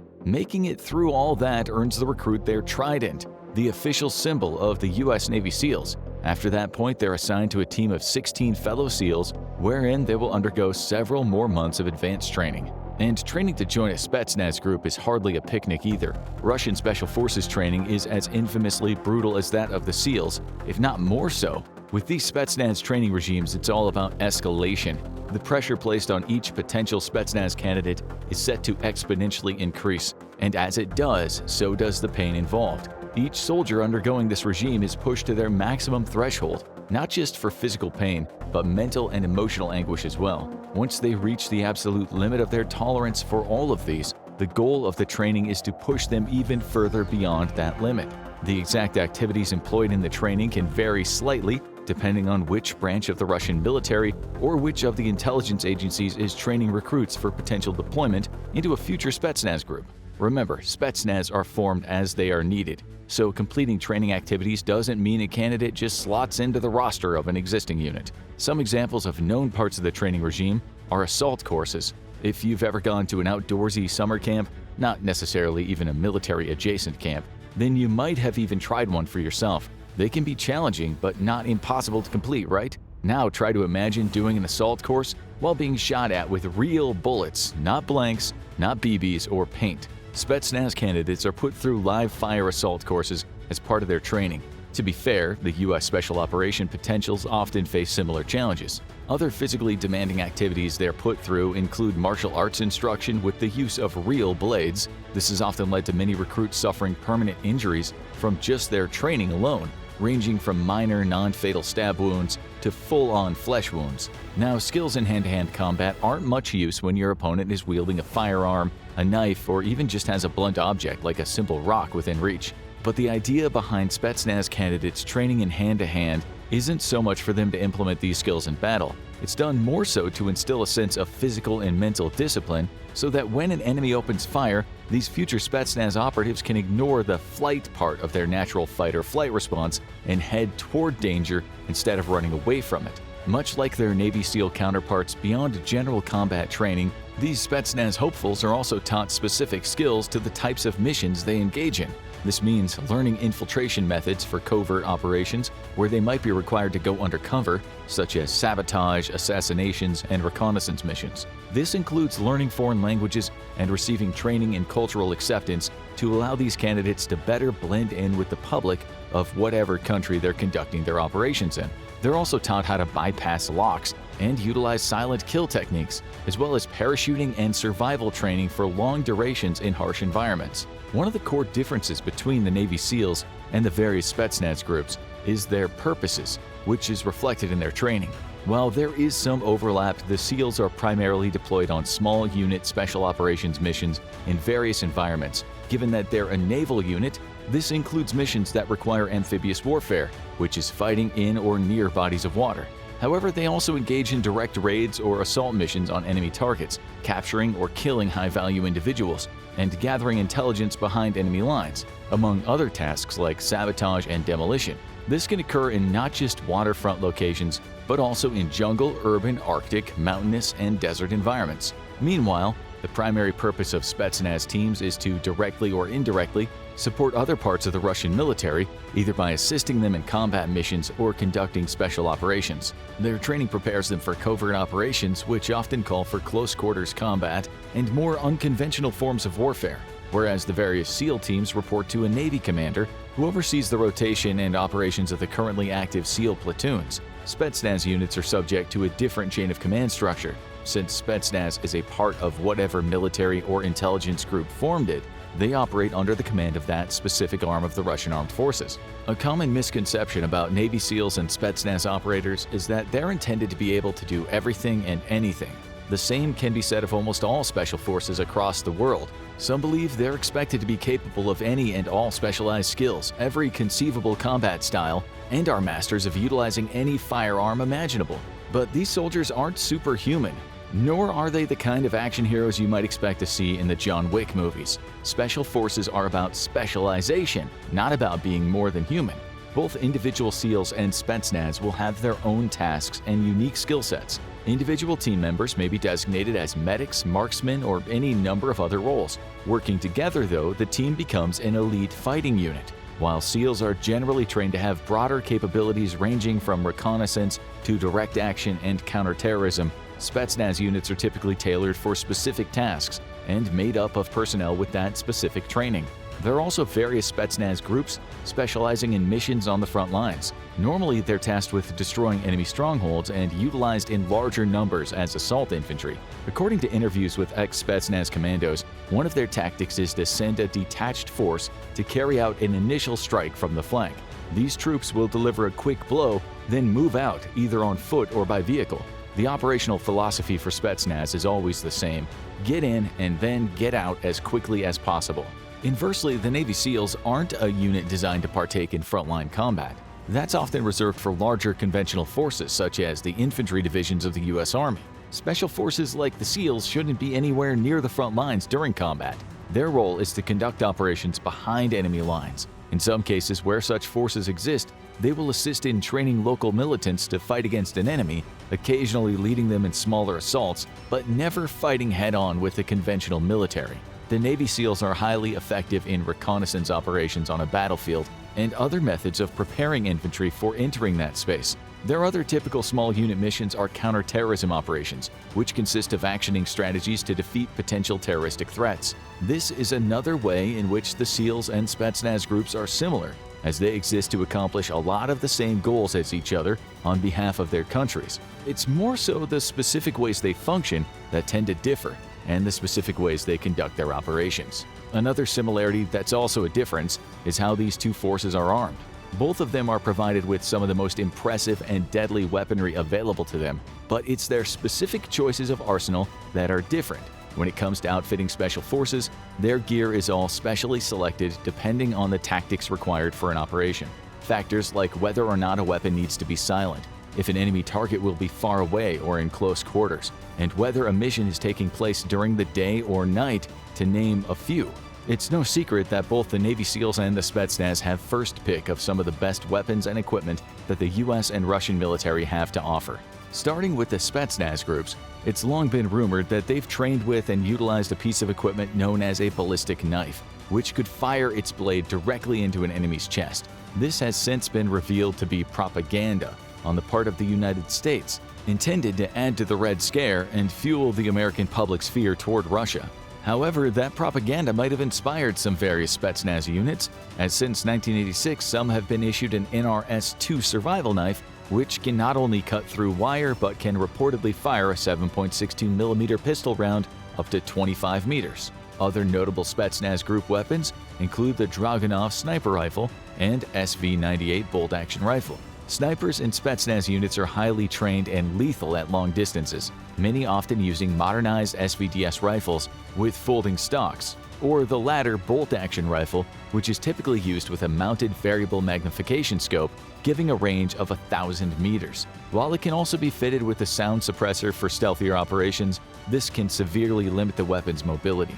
This is why the VSS Vintorez sniper rifle, a silent assault rifle, is a Spetsnaz favorite, especially during missions that require a great deal of stealth. Despite being initially developed in the 80s, this weapon still sees widespread use today among Spetsnaz operators. Additional weapons in the Spetsnaz arsenal are the AS-Val assault carbine, a silent 9mm assault rifle capable of firing subsonic rounds. Yes, that means each bullet travels slower than the speed of sound, making it perfect for silent missions. There's the AK-74, a standard-issue weapon for Russian soldiers used by Spetsnaz and regular troops. This is one of the many modernized versions of the classic AK-47 that exist, and these are typically lighter and more accurate than the original.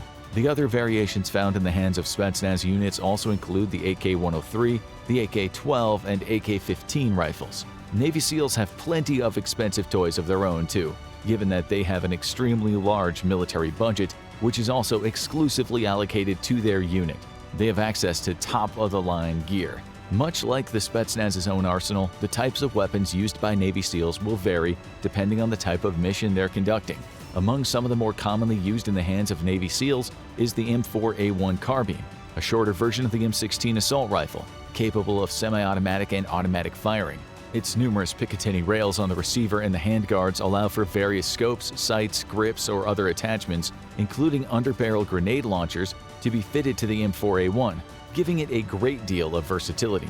SEALs are also known to be fond of the Mk-17 SCAR-H, chosen to eventually replace a number of existing weapons used by not only them but other United States Special Forces units too.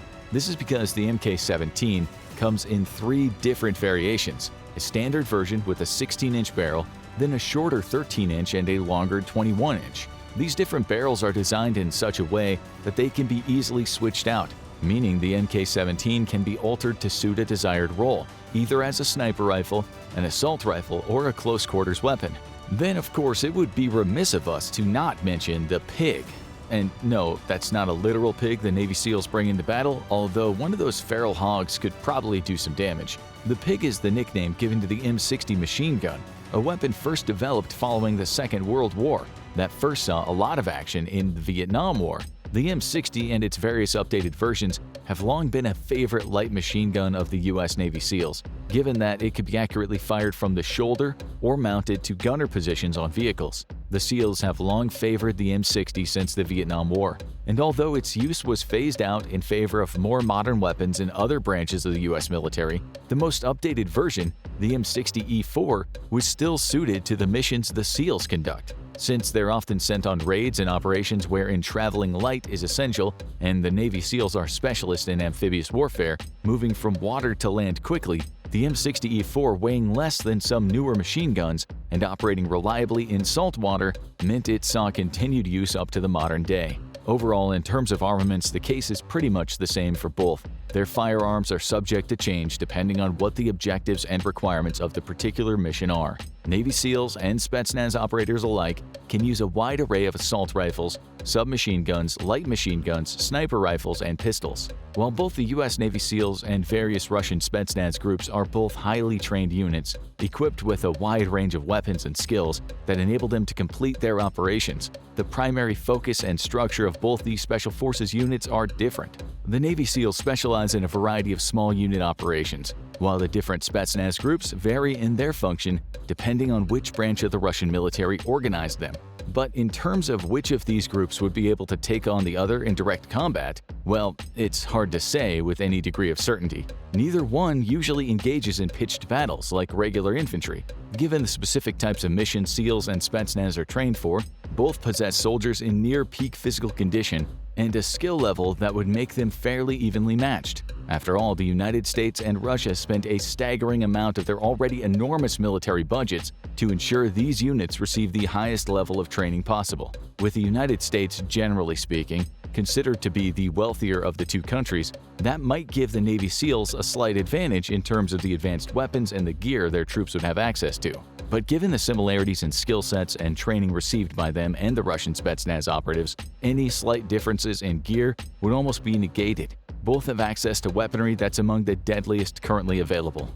During a direct engagement, having something like an AK-74 or an AK-12 in your hands doesn't make you much more or less effective than someone wielding an M4A1 or an MK-17 SCAR-H. While it's true some firearms have advantages, like better accuracy or more stopping power, in the end, the efficiency and reliability of any weapon all comes down to the skills of the person using it, rather than its technical specifications. So, in a fight between the SEALs and Spetsnaz, that would likely be the determining factor, the skill of the individual soldiers. After all, different Spetsnaz units exist to serve different purposes. Even though they've trained to operate in a number of different environments and varying missions, the SEALs would very likely perform differently against every different Spetsnaz variation. Up against most of the Spetsnaz units formed internally within the Russian army, the Navy SEALs could have the upper hand, given their equipment and training differ from that of standard soldiers.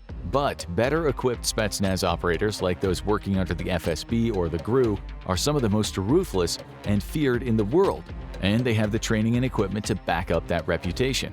However, given the performance of Russian special forces in Ukraine to date, there are serious questions about their basic competency and effectiveness. While you regularly hear about daring Ukrainian special forces raids, such as the one that destroyed an S-400 battery in Crimea and opened the skies up for devastating missile attacks in Sevastopol, no similar stories of Russian operations are making their way out of the country, even from pro-Russian sources. This likely means that even Russia's best aren't quite meeting the mark. When it comes down to it, there is at least one similarity that both share. Both the U.S. Navy SEALs and the Spetsnaz are special forces comprised of some very dangerous individuals who have been trained to make the world a cleaner place, at least from the perspective of their respective countries. Special Forces, or Special Operations Forces as they're called in some countries, are units within the military who are trained and formulated for the purpose of carrying out specialized operations. This can include any military missions that require unconventional tactics, techniques, and modes of employment. According to NATO, special forces have existed in multiple forms in almost every army in the entire world. Today, we're going over 50 insane facts you probably didn't know about the world's most elite warriors. Number 50. The earliest special forces can be traced back to ancient militaries throughout history. Jiang Ziya, a Chinese strategist, wrote about men who were recruited into units that specialized in scaling buildings, fortress walls, and other high structures. Number 49. In the late Roman era, selected troops in fast-moving camouflaged boats were sent out to conduct scouting missions in enemy waters. Number 48. In the early Byzantine period, Muslim forces also conducted similar operations with their naval units. At least one consisted of similar camouflage ships to those used by the Romans, allowing their troops to gather intelligence and launch raids on their enemies with the element of surprise. They also had another unit composed of any soldiers capable of passing as crusaders who would infiltrate enemy ships and either capture or eliminate them. Number 47. In ancient Japan, ninjas were used to perform a number of secretive tasks commonly associated with the role of modern-day special forces, such as assassination, espionage, or reconnaissance operations. Number 46. The British Army first became aware of its need for specialized units of troops during the Second Boer War. One such unit were the Lovat Scouts, a Scottish Highland regiment made up of talented troops well-versed in fieldcraft and marksmanship. First formed by Lord Lovat in 1900, the Lovat Scouts became the first-ever sniper unit to exist in the British Army. Number 45. Shock troops, elite units tasked with carrying out high-risk raids on enemy defensive positions, were first seen during World War I. Both the Arditi and stormtroopers of the Italian and German armies, respectively, received more intense training than average soldiers in order to carry out these daring assaults. Number 44. The birth of most modern special forces can be tracked back to the Second World War. During this time, almost every army that was involved in the conflict created specialized divisions within its ranks, designed to operate behind the enemy lines. Number 43. Following a call for specially trained troops of the Hunter class who can develop a reign of terror down the enemy coast by UK Prime Minister Winston Churchill, the British Commandos were established in 1940, and their first raid took place on the 23rd of June that very same year. Number 42. One of the most secretive factions of the U.S. Special Forces are the Delta Force, believed to have had a hand in removing Saddam Hussein from power. Breaking NDAs around Delta Force can lead to hefty prison sentences. A number of Special Forces units that we know today can trace their origins back to the British Commandos. Some British Special Forces units were even founded by soldiers who had served with the Commandos, like the Parachute Regiment and the Special Air Service, more popularly known as the SAS. Number 40. U.S. Special Forces personnel are encouraged to take up sports to maintain physical fitness and team-building skills. They're trained in everything from basketball to water polo, often by Olympic-level athletes. Number 39. Much like NASA, the U.S. Special Forces often pioneers technologies that end up being adopted by the general public, including shark bite kits and medical freeze-dried plasma for emergency surgeries. Number 38. The UK's SAS was first formed in 1941 under Lieutenant David Stirling. It was Stirling's belief that a small, coordinated group of soldiers could inflict a greater blow to an enemy and impede their ability to fight more than a larger unit could. Number 37. Surprisingly, the SAS were never intended to be a permanent unit. They were established during World War II, at the time known only as Mysterious L Detachment, and were disbanded after fighting against the Nazis, only to then be reintroduced shortly after. Number 36. If you want to become a member of the U.S. Special Forces, you better be a proficient linguist. Learning a second language is often a prerequisite to enrollment in the program. Number 35. U.S. Special Ops have good reason for knowing multiple languages too, as they operate in 147 different countries, equating to over 75% of the globe. Number 34. Alongside the SAS, the British Army also has a number of other Special Forces groups at its disposal, including the SAS Reserves in the Joint Special Forces Aviation Wing that exists in conjunction with the Royal Air Force, or RAF. Number 33. The UK also has their Special Boat Services, which was supposedly founded after one of the World War II British commandos, who was unhappy that his commanders weren't making use of his stealthy abilities in the water, snuck aboard a naval vessel and carved his initials on the captain's cabin door. Apparently, the British Navy were so impressed by this that they gave the commando his very own unit that would go on to become the Special Boat Service. Number 32. While you might imagine Special Forces soldiers are unfeeling killing machines with no connections, the average U.S. Special Forces soldier is around 34, married, and has 2 kids. Number 31. Between 2001 and 2002, a coalition of special forces from around the world assisted in the U.S. invasion of Afghanistan and supported the U.S. in removing the Taliban from power. Number 30.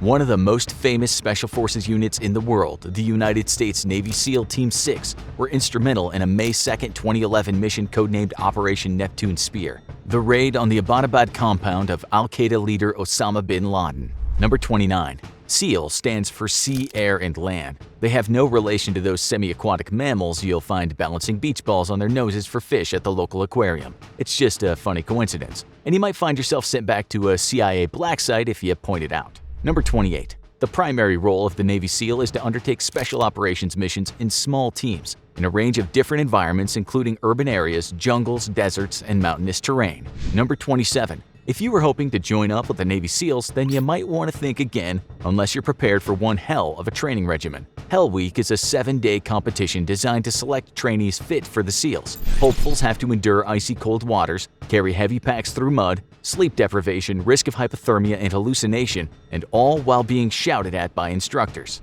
Number 27. The U.S. Navy SEALs are often sent on missions that require them to capture, or in some cases, much like with bin Laden, kill targets of a high strategic value to the U.S.'s enemies. In addition, Navy SEALs are often occasionally tasked with venturing behind enemy lines in order to gather intelligence. Number 25. The SEALs also have their own motto: "The only easy day was yesterday." Number 24. Another of America's more well-known Special Forces units is that of the United States Army Rangers. While the modern members are all graduates from a school specializing in the Rangers' tactics, the word Ranger has been used in warfare since the early 17th century by a group of New England soldiers that served during King Philip's War in 1676. Number 23. The Rangers have had an active involvement in a staggering number of wide-scale modern conflicts since their emergence in the colonial period of U.S. history. Since then, they've taken part in some of the most prolific wars in American history, such as World War II, the Vietnam War, the Iraq War, and the war in Afghanistan. Number 22. The U.S. Army Rangers motto is simply, "Rangers lead the way." The origins of this can be traced back to the Rangers' involvement in World War II. During the landings on Omaha Beach, Normandy, a brigadier general named Norman Cota asked Max Schneider, a major in the 5th Ranger Battalion, "What outfit is this?" In reference to his unit, the response, Schneider said, "5th Rangers, sir," to which Cota replied, "Well, if you're Rangers, lead the way." Number 21. Some Special Forces groups have such intense training regimens that recruits sometimes die in the process. In 2013, 3 British soldiers died during a 16-mile march that was a compulsory part of the SAS training scheme. Number 20. In 2014, the Norwegian Special Operations Forces introduced its first all-female unit, known as the Jägertruppen, which translates to Hunter Squad. Number 19. Similarly, the first females to successfully complete the notoriously grueling program graduated from Ranger School the following year in August 2015. Number 18. While this is commonly mistaken to be the name of the Russian Special Forces, the term Spetsnaz is an umbrella term used in reference to Special Forces units in a number of Russian-speaking countries. Historically, the word was used to refer to units controlled by the Soviet Union's military intelligence agency, the GRU. Number 17. With approximately a combined 15,000 operatives, the Spetsnaz, consisting of units such as Russia's Special Operations Forces and the Main Intelligence Directorate, or GRU, has a reputation as being one of the toughest special forces in the world, and for a good reason. Number 16. Spetsnaz training can only be completed after a recruit has undergone basic military training and involves inflicting a high amount of pain on those hoping to join. Training includes completing an assault course while being shot at, with live ammo, as well as martial arts lessons utilizing actual knives. This has, as you'd expect, resulted in a number of stab wounds for the recruits. Number 15. During the late 70s and early 80s, members of Syria's Special Forces were made to eat an array of animals as part of their training. These included live and highly poisonous snakes and scorpions. Number 14. As part of their uniform, members of the Sri Lankan Army Special Forces Regiment wear a patch depicting the Jolly Roger. That's right, the skull and crossbones commonly used by pirates on the high seas during the 18th century. Number 13. The Korean People's Army Special Operations Force, or the Special Forces of North Korea, is rumored to have approximately 200,000 soldiers at its disposal, armed with Korean-made copies of weapons like the AK-47 and M16A1. Number 12. The Special Forces of China's military, the People's Liberation Army, consists of 2 key groups, the PLA Ground Force and the PLA Marine Corps. Number 11. If you ask someone to tell you what a soldier's hairstyle looks like, they'll probably describe them as a buzz cut and clean-shaven. The regulations are a little bit more relaxed for those in the Special Forces, meaning they're sometimes lucky enough to sport full beards. This is due to Special Forces sometimes needing to adjust their appearance to a new environment in order to blend in. Number 10. Work doesn't stop after retirement for many Special Forces operatives. Some find work as bodyguards to high-profile businessmen. private military contractors, and some ex-SAS soldiers were even hired to help rebuild Iraq after the Iraq War and paid up to $1,500 per day. Number 9. Special forces aren't always involved in high-action combat missions. Many are deployed to provide aid during humanitarian crises in the aftermath of natural disasters like tsunamis and earthquakes. Number 8. In Greece, there's an entire Special Force division dedicated to underwater demolition. That's right, their job is to blow things up underwater. Number 7. Secrecy and a low profile are essential to all Special Forces. During the war in Afghanistan, Joint Task Force 2, a Canadian Special Forces unit, were deployed without their own Prime Minister knowing about it. Number 6. In France, the National Gendarmerie Intervention Group, or GIGN, regards the secrecy of its operations so highly that by law, no one is allowed to print photographs that feature the faces of any member of the GIGN. Number 5. Unit 217 of the Israeli Army Special Forces are known as the Duvdevan. In English, this translates to cherry. Why are they called cherry? That's because they're the fruit at the top of the tree. Number 4. The Peruvian Army Special Forces likes to intimidate their enemies by painting their faces to look like skulls. Number 3. India's Special Forces unit is known as the Ghatak Force, derived from a Hindi word meaning killer or lethal. Number 2. Being dedicated to the cause is essential when you're in the Special Forces. That means adapting to unique problems to achieve your objectives. In 1979, the French GIGN were supporting the Saudi Army's recapture of the Grand Mosque in the city of Mecca. However, Mecca is a holy city and non-Muslims are denied entry. To get around this problem, the entire team converted to Islam. Number 1. Frogman is a Special Forces slang term used in reference to divers trained in underwater tactics and combat. Originally, it was the nickname of the U.S. Navy diver John Spence, who wore a green wetsuit. Not the most dignified name for a professional soldier. Marine Raiders versus Navy SEALs. Two elite forces within the U.S. military's amphibious forces. But what's the difference between the two, and who is really the best? The Raiders trace their controversial history back to World War II. In the opening days of the war, the United States found itself on the back foot in the Pacific, and President Roosevelt recognized the need to both raise the morale back home after the devastating attack on Pearl Harbor and strike back at the Japanese in anticipation of a greater Pacific offensive. However, it would take time for the Navy to rebuild its capacity, which put the Marine Corps out of the fight until they did. Impressed by the success of the British commandos in Europe and abroad, the President requested an American counterpart be established for combat in the Pacific. Given their duty as amphibious assault troops, the Marines were a natural fit for this request, though there was significant resistance to the idea. In the eyes of much of the Marine Corps leadership, all Marines were elite soldiers, and there was little need to differentiate a separate group within the Marines for commando duties. Thus, the term Marine Commandos was rejected, and instead, the 1st Battalion 5th Marines would be redesignated to simply the 1st Separate Battalion, with the creation of a 2nd Separate Battalion to accompany it.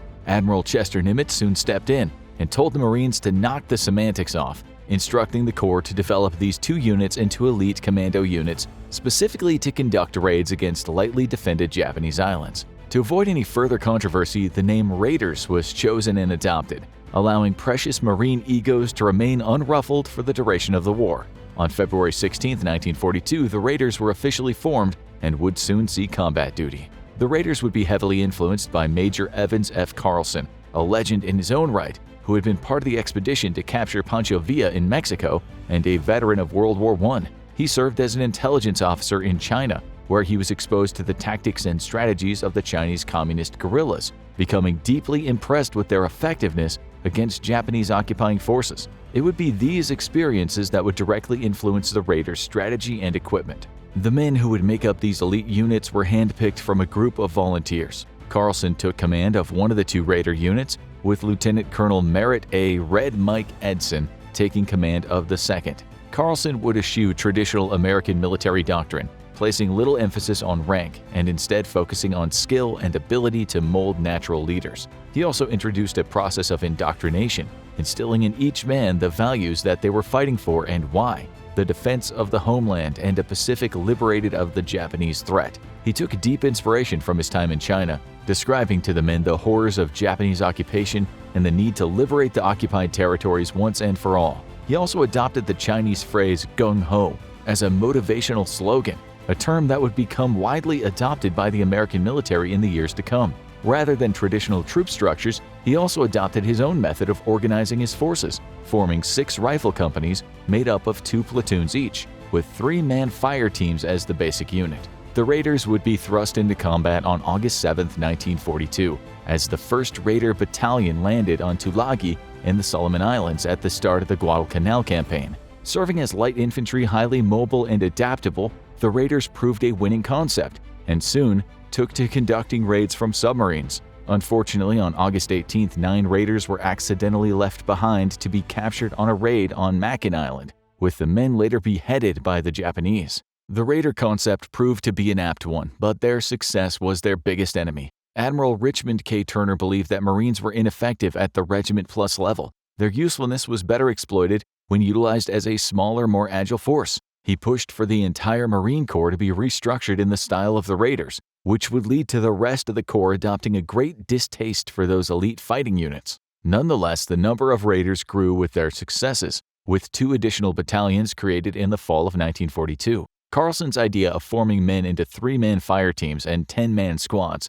would become widely adopted by the rest of the Corps. However, the greater needs of the Marines would soon end the Raider program. By 1944, the Marines would have 4 divisions in active service, with 2 more being formed. However, these 2 new divisions were experiencing significant manpower shortages given the amount of Marines designated to specialized units. To get the needed 2 extra divisions fully manned, they'd have to pull from existing organizations within the Marines. By 1944, there was little need for command-style operations in the Pacific. The development of the amphibious tractor, which allowed Marines to land on beaches inside of vehicles, which could then continue providing fire support, eliminated the need for light infantry in large amphibious assaults. Further, with the momentum in the Pacific decidedly swinging in the Americans' favor, the Raiders themselves were more often than not finding themselves assigned to light infantry duties rather than specialized tasks behind enemy lines that they'd been designed for. Culturally, though, there was significant resistance from the rest of the Marine Corps on the existence of a, quote, elite unit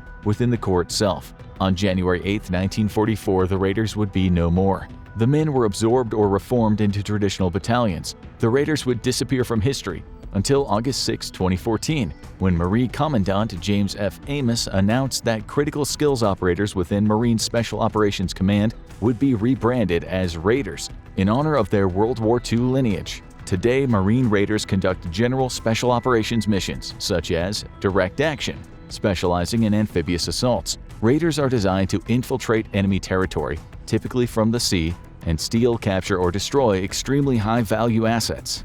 A typical example of this type of mission was the recent Ukrainian Special Forces raid on Crimea, which resulted in the elimination of all Russian security personnel and the destruction of an S-400 site. These types of direct-action missions typically open up critical vulnerabilities in an enemy's capabilities. The destruction of the S-400 site by Ukrainian Special Forces, many of which have trained with Marine Raiders, resulted in the penetration of Russian airspace by multiple volleys of missiles and drones with tremendous consequences. Special Reconnaissance. In this role, Marine Raiders typically land first on a beach while remaining undetected. Operating in extremely small groups, the missions they're given are extreme risk, high reward, with the goal being intelligence gathering rather than a direct effect on the enemy. In this role, Raiders remain out of sight as much as possible, with the intelligence they gather on the enemy, terrain, and infrastructure being far more critical to a future military campaign than any damage they could do themselves. Security Force Assistance. The U.S. is heavily invested in the success of partner and allied governments, and in this role, Marine Raiders will often work alongside foreign partners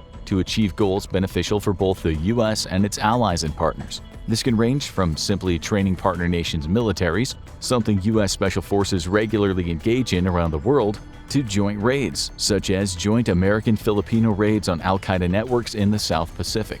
Counterinsurgency. During counterinsurgency operations, Raiders will work to neutralize insurgent networks and movements, attacking and dismantling them with direct action missions, but even more importantly, conducting psychological and civic campaigns to remove the threat. A typical counterinsurgency operation could involve raiding an insurgent stronghold, then pushing anti-insurgency propaganda, and lastly, helping locals rebuild from the effects of war. Not all missions Raiders undertake involve killing or destruction. Counterterrorism. Similar to counterinsurgency, Raiders specialize in gathering intelligence on terrorist networks, surveilling them, and finally destroying them. Their goal isn't just to be the fires of retribution after an attack, but to deter or even prevent them through decisive preemptive actions. Support to combat weapons of mass destruction. A key concern during Desert Storm, raiders aid theater commandos to combat the threat of WMDs by locating, identifying, and tracking WMDs in a combat theater. Typically, other tools would be used to neutralize the threat, such as airstrikes, but if need be, the raiders can quickly move in to neutralize or capture WMD capabilities fielded by the enemy. Foreign internal defense. A mission shared by most U.S. Special Forces, raiders will typically find themselves providing indirect assistance to foreign governments in their own national defense. An example of this type of mission is the training of Ukrainian regular and special forces units, with rumors that raiders alongside SEALs and other American special operators are currently inside of Ukraine assisting its military in training and planning. Support to unconventional warfare. A mission that's the exact opposite of counterinsurgency. Raiders in this role will find themselves creating and fueling an insurgency movement. There are myriad examples of this throughout history, from the battlefields of World War II to very credible rumors that even right now U.S. Special Forces are directly coordinating insurgency movements from afar within Russian-occupied territories of Ukraine. Navy SEALs also trace their lineage back to World War II.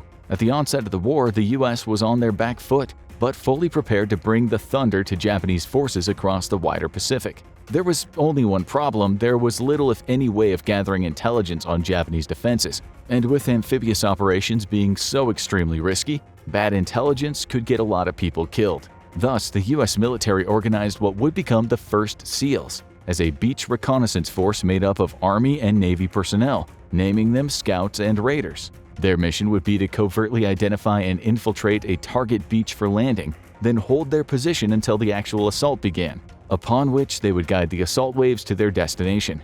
The Joint Army-Navy force was not initially deployed in the Pacific. Instead, they embarked on the North Africa campaign in November 1942. The first Scouts and Raiders group would see action during Operation Torch off the African coast, supporting Allied landings against Axis forces. They would then assist the Allied effort through combat in Sicily, Salonor, Anzio, Normandy, and the south of France. The second group, codenamed Special Service Unit No. 1, just to be nice and confusing, was established on July 7, 1943, after the successes of the African campaign. This joint force would receive its first mission in September 1943 at Finschhafen, Papua New Guinea. They would go on to see combat in Gasmata, Otterway, Camp Gloucester, and the east and south coasts of New Britain, all without receiving a single KIA. However, despite their success, the Navy chafed at the inclusion of Army personnel in what was obviously an amphibious campaign. Thus, Army personnel were reassigned, and the Special Service Unit No. 1 would officially become an all-Navy force. Now renamed as the 7th Amphibious Scouts, these elite soldiers would be critical to the ongoing amphibious campaign against Japanese forces. Their duties would range from beach reconnaissance to taking soundings of maritime channels covertly, which would help plan submarine movements and amphibious assaults. They would also destroy beach obstacles and serve as a critical communications link during assault operations, ensuring clear communication between forces on shore and naval forces providing fire support offshore. They would even see service in China, conducting surveys of the Yangtze River, fighting alongside Chinese guerrillas, and conducting a 3-month survey of the Chinese coast right under Japanese noses by disguising themselves as low-wage immigrant workers. In September 1942, 17 Navy salvage personnel would undergo training for what would become the bread and butter mission of future Navy SEALs. These men would undergo training in demolitions, explosive cable cutting, and commando raiding techniques, ultimately infiltrating the Wadi Sibu River in North Africa and destroying the net and cable barriers protecting it from further infiltration.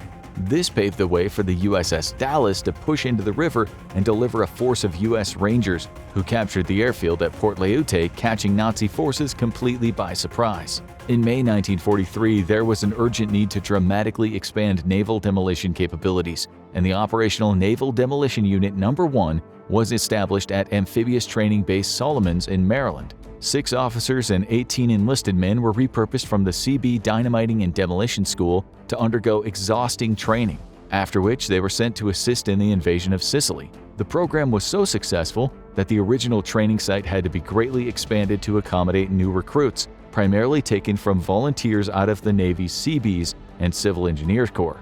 The prototype SEALs would undergo a baptism of fire in the greatest and most difficult amphibious operation in history. During the landings at Normandy, these elite units would blow open gaps in German defenses, critical to the success of follow-on forces. However, at Omaha Beach, they would succeed in their mission, directly influencing the overall success of the landings. After being assigned to Operation Dragoon in southern France, there was no further need for amphibious operations in Europe, and all personnel were transferred to the Pacific Theater, integrated into the underwater demolition teams currently making life unpleasant for Japanese forces across the theater. The Office of Strategic Services, itself a progenitor to the CIA, would also play part in the heritage of Navy SEALs. These American commandos were modeled after the success of British commandos operating behind enemy lines in Europe. They would often infiltrate enemy territory via amphibious delivery, making Navy personnel an easy fit into the OSS program. Once behind enemy lines, they would conduct reconnaissance and direct action missions against priority targets, as well as gather intelligence and stoke up insurgency movements. The general order of the OSS was to, quote, create hell for the enemy.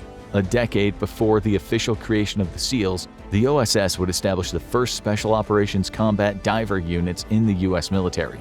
During the Korean War, underwater demolition teams put their World War II expertise to great use. With a force of only about 300 men, the UDTs would infiltrate the Korean coastline from the sea and destroy bridges, tunnels, and all manner of coastal targets. It would be here that the SEALs would be able to trace back their deep partnership and camaraderie with South Korea's Navy Special Warfare Flotilla, which continues to this day. American and South Korean operators infiltrated deep into North Korea to destroy critical rail tunnels and infrastructure, while carrying out attacks on North Korean priority targets. However, Navy and other officials grew displeased with the use of UDTs in what was seen as a distinctively non-naval force role. Despite this, UDTs continued to operate across North Korea, with Americans showing up in places where their enemy didn't expect them to show up.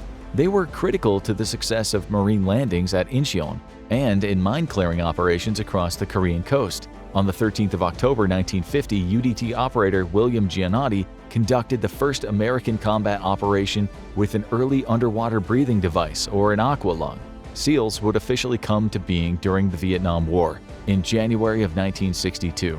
With a critical need for unconventional and special operations forces, SEALs would be designed to directly support a massive $100 million expansion of U.S. Special Operations Forces announced by President Kennedy. The Navy, however, initially struggled to find its role within the larger U.S. Special Forces ecosystem, until Admiral Arleigh Burke, Chief of Naval Operations, recommended the establishment of elite guerrilla and counter-guerrilla units with the unique capability of being inserted via sea, air, or land. This cemented the SEALs as the premier special forces of the U.S. military, given their pre-existing expertise in amphibious operations. Once you know how to survive underwater, jumping out of an airplane or booting it over a mountain is easy as pie. Team 1 of the newly established SEALs would be stationed at Naval Amphibious Base Coronado in San Diego, directly supporting U.S. efforts in Vietnam. Team 2 would be established at Naval Amphibious Base Little Creek in Virginia Beach, Virginia, just in case the Soviets decided to do something monumentally stupid. The first SEALs would come entirely from personnel picked from the Navy's underwater demolition teams, many of whom were still veterans of the Korean War, making them some of the most experienced special operators in the world at the time. SEALs would be a significant cut above any other force the U.S. fielded, though, with extensive training in both underwater operations and high-altitude clandestine infiltration techniques, or the ability to fall out of the sky without the enemy noticing. Surprisingly, though, the first SEAL mission would not be in Vietnam, but rather in Cuba, with SEALs conducting clandestine beach reconnaissance in anticipation of a possible U.S. invasion. They also smuggled CIA agents onto Cuban beaches, including one mission to photograph Soviet nuclear missiles being unloaded dockside. The CIA would see the value in SEALs immediately and began to use them in covert operations starting in 1963. The CIA-SEAL partnership continues to this day, with the CIA recruiting directly from SEALs for its Special Operations Group, the most secretive and elite special forces you've never heard of. When you need to accomplish the impossible, you send in the SEALs. However, when you need a miracle, you send in the SOG. SEALs would go on to serve in conflicts around the world, with many of their operations remaining classified to this day. Their rivalry with Soviet Special Forces is well known, and it's rumored the two sides came into direct conflict multiple times throughout the Cold War. During the U.S.-led invasion of Iraq in 1991, the SEALs would be critical to the success of the U.S. assault on Kuwait, as a 7-man team single-handedly fooled the entire Iraqi military into thinking an invasion was coming from the sea by setting off explosives and setting up marking buoys just offshore. The deception moved large amounts of Iraqi forces to the east and away from the real axis of attack, creating massive vulnerabilities in Iraqi defenses quickly exploited by the coalition. During the global war on terror in the wake of 9/11, SEALs would prove true to their doctrine of infiltration via land, sea, and air, striking at terror networks across the entire world. From deep inside the heart of Africa to the Middle East and across the South Pacific, SEALs were instrumental in identifying and dismantling terror networks that spanned the globe. Marine Raiders are an elite force directly supporting U.S. special operations around the world, but SEALs are specifically designed to be a jack-of-all-trades force that excels at all of them. Which force is better than the other is summarized by the popular sentiment that when an international crisis rears its head, the first two questions the U.S. president asks are where is the closest carrier and where are the nearest SEALs. However, the question of which is better than the other is fundamentally flawed. Both play a critical role in U.S. operations that the other cannot fill easily, and both are part of a greater ecosystem that, together with allies and partners, safeguards the current liberal world order, fighting battles that conventional forces cannot. On December 21, 2018, the merchant vessel Grande Tema was inbound to the Thames estuary in the UK as she was looking to pull into port. Unknown to the crew, a group of armed hijackers suddenly emerged and threatened violence against the crew if their demands were not met. Stranded for almost 12 hours after locking themselves inside the bridge for safety, the terrified crew waited for help. Just before midnight that night, one of Britain's most secret special operations groups would fast rope onto the ship and take it back. But how did armed hijackers get onto the ship in the first place? The vessel that the hijackers tried to take over that day was the Italian-owned Conroe ship Grande Tema. The Grande Tema weighs in at a massive 71,000 tons and is about 770 feet long. The massive merchant ship's primary cargo was vehicles, vans, trucks, and heavy machinery that were held in her giant cargo bay. Topside, she was equipped with cranes and carrying capacity for containerized cargo as well. In December 2018, the Grande Tema was on the last leg of an African voyage. After leaving Casablanca on November 20th, she began a several-week journey along the African coast that saw port calls in the Ivory Coast, Ghana, Benin, and finally Lagos, Nigeria. Once she had picked up her final cargo load, she set sail on December 7th for Tilbury in the United Kingdom. All seemed well during her journey until 10 days later, as they were nearing the Canary Islands. It's unknown who discovered them exactly, but it's probable that one of the crew members, while making his rounds on watch, was checking all the spaces when he went down to the lower cargo hold. Down there, he noticed 4 African men hanging out who were not part of the crew. What was even more concerning was that 2 of the men were hanging on the railing that was just over the top of the ship's propellers. If the men had fallen, they would have certainly died. Once the crew member convinced the men to come down, he immediately informed the captain. The captain was immediately worried about both the stowaways' true identities and their intentions. The ship had just left Nigeria not long before, and in that country, the terrorist group Boko Haram was still running rampant. While the port was far away from the terrorist stronghold in the northeast, the group was known to send small cells of individuals throughout the country to carry out attacks. Because of this, out of an abundance of caution, the captain had the 4 men locked away in the quarantine room for safekeeping. This was because he was unsure if the men had hidden any weapons or explosive devices on the ship and did not want to give them the opportunity to use them if they were there. The next 5 days were normal after locking the men in the room. Crew members brought fresh changes of clothes, toiletries, food, and water to the men during their confinement. None of them exhibited any signs of what was to come during this time. As the ship passed through the Straits of Dover and began heading west toward the Thames estuary, the men, who at this point had been completely docile, broke out of quarantine and, in the words of a crew member, began to, quote, run amok. Once free from the room, the men armed themselves with metal tubes. Additionally, the men had been collecting some of their urine and feces, which they now assaulted crew members with. The men began to chase the crew members around the ship, and the captain ordered all 27 crew members to barricade themselves in the bridge. The bridge is the control center of the ship, where the captain and the crew could still pilot the ship, but could not venture down below. As the crew was barricaded inside the bridge, the would-be hijackers told the captain that they needed him to maneuver the ship closer to shore so they could jump overboard and swim ashore. To back up this threat, they threatened violence against them if their demands were not met, including making throat-slitting gestures at them. The captain refused their demands and made a distress call asking for help.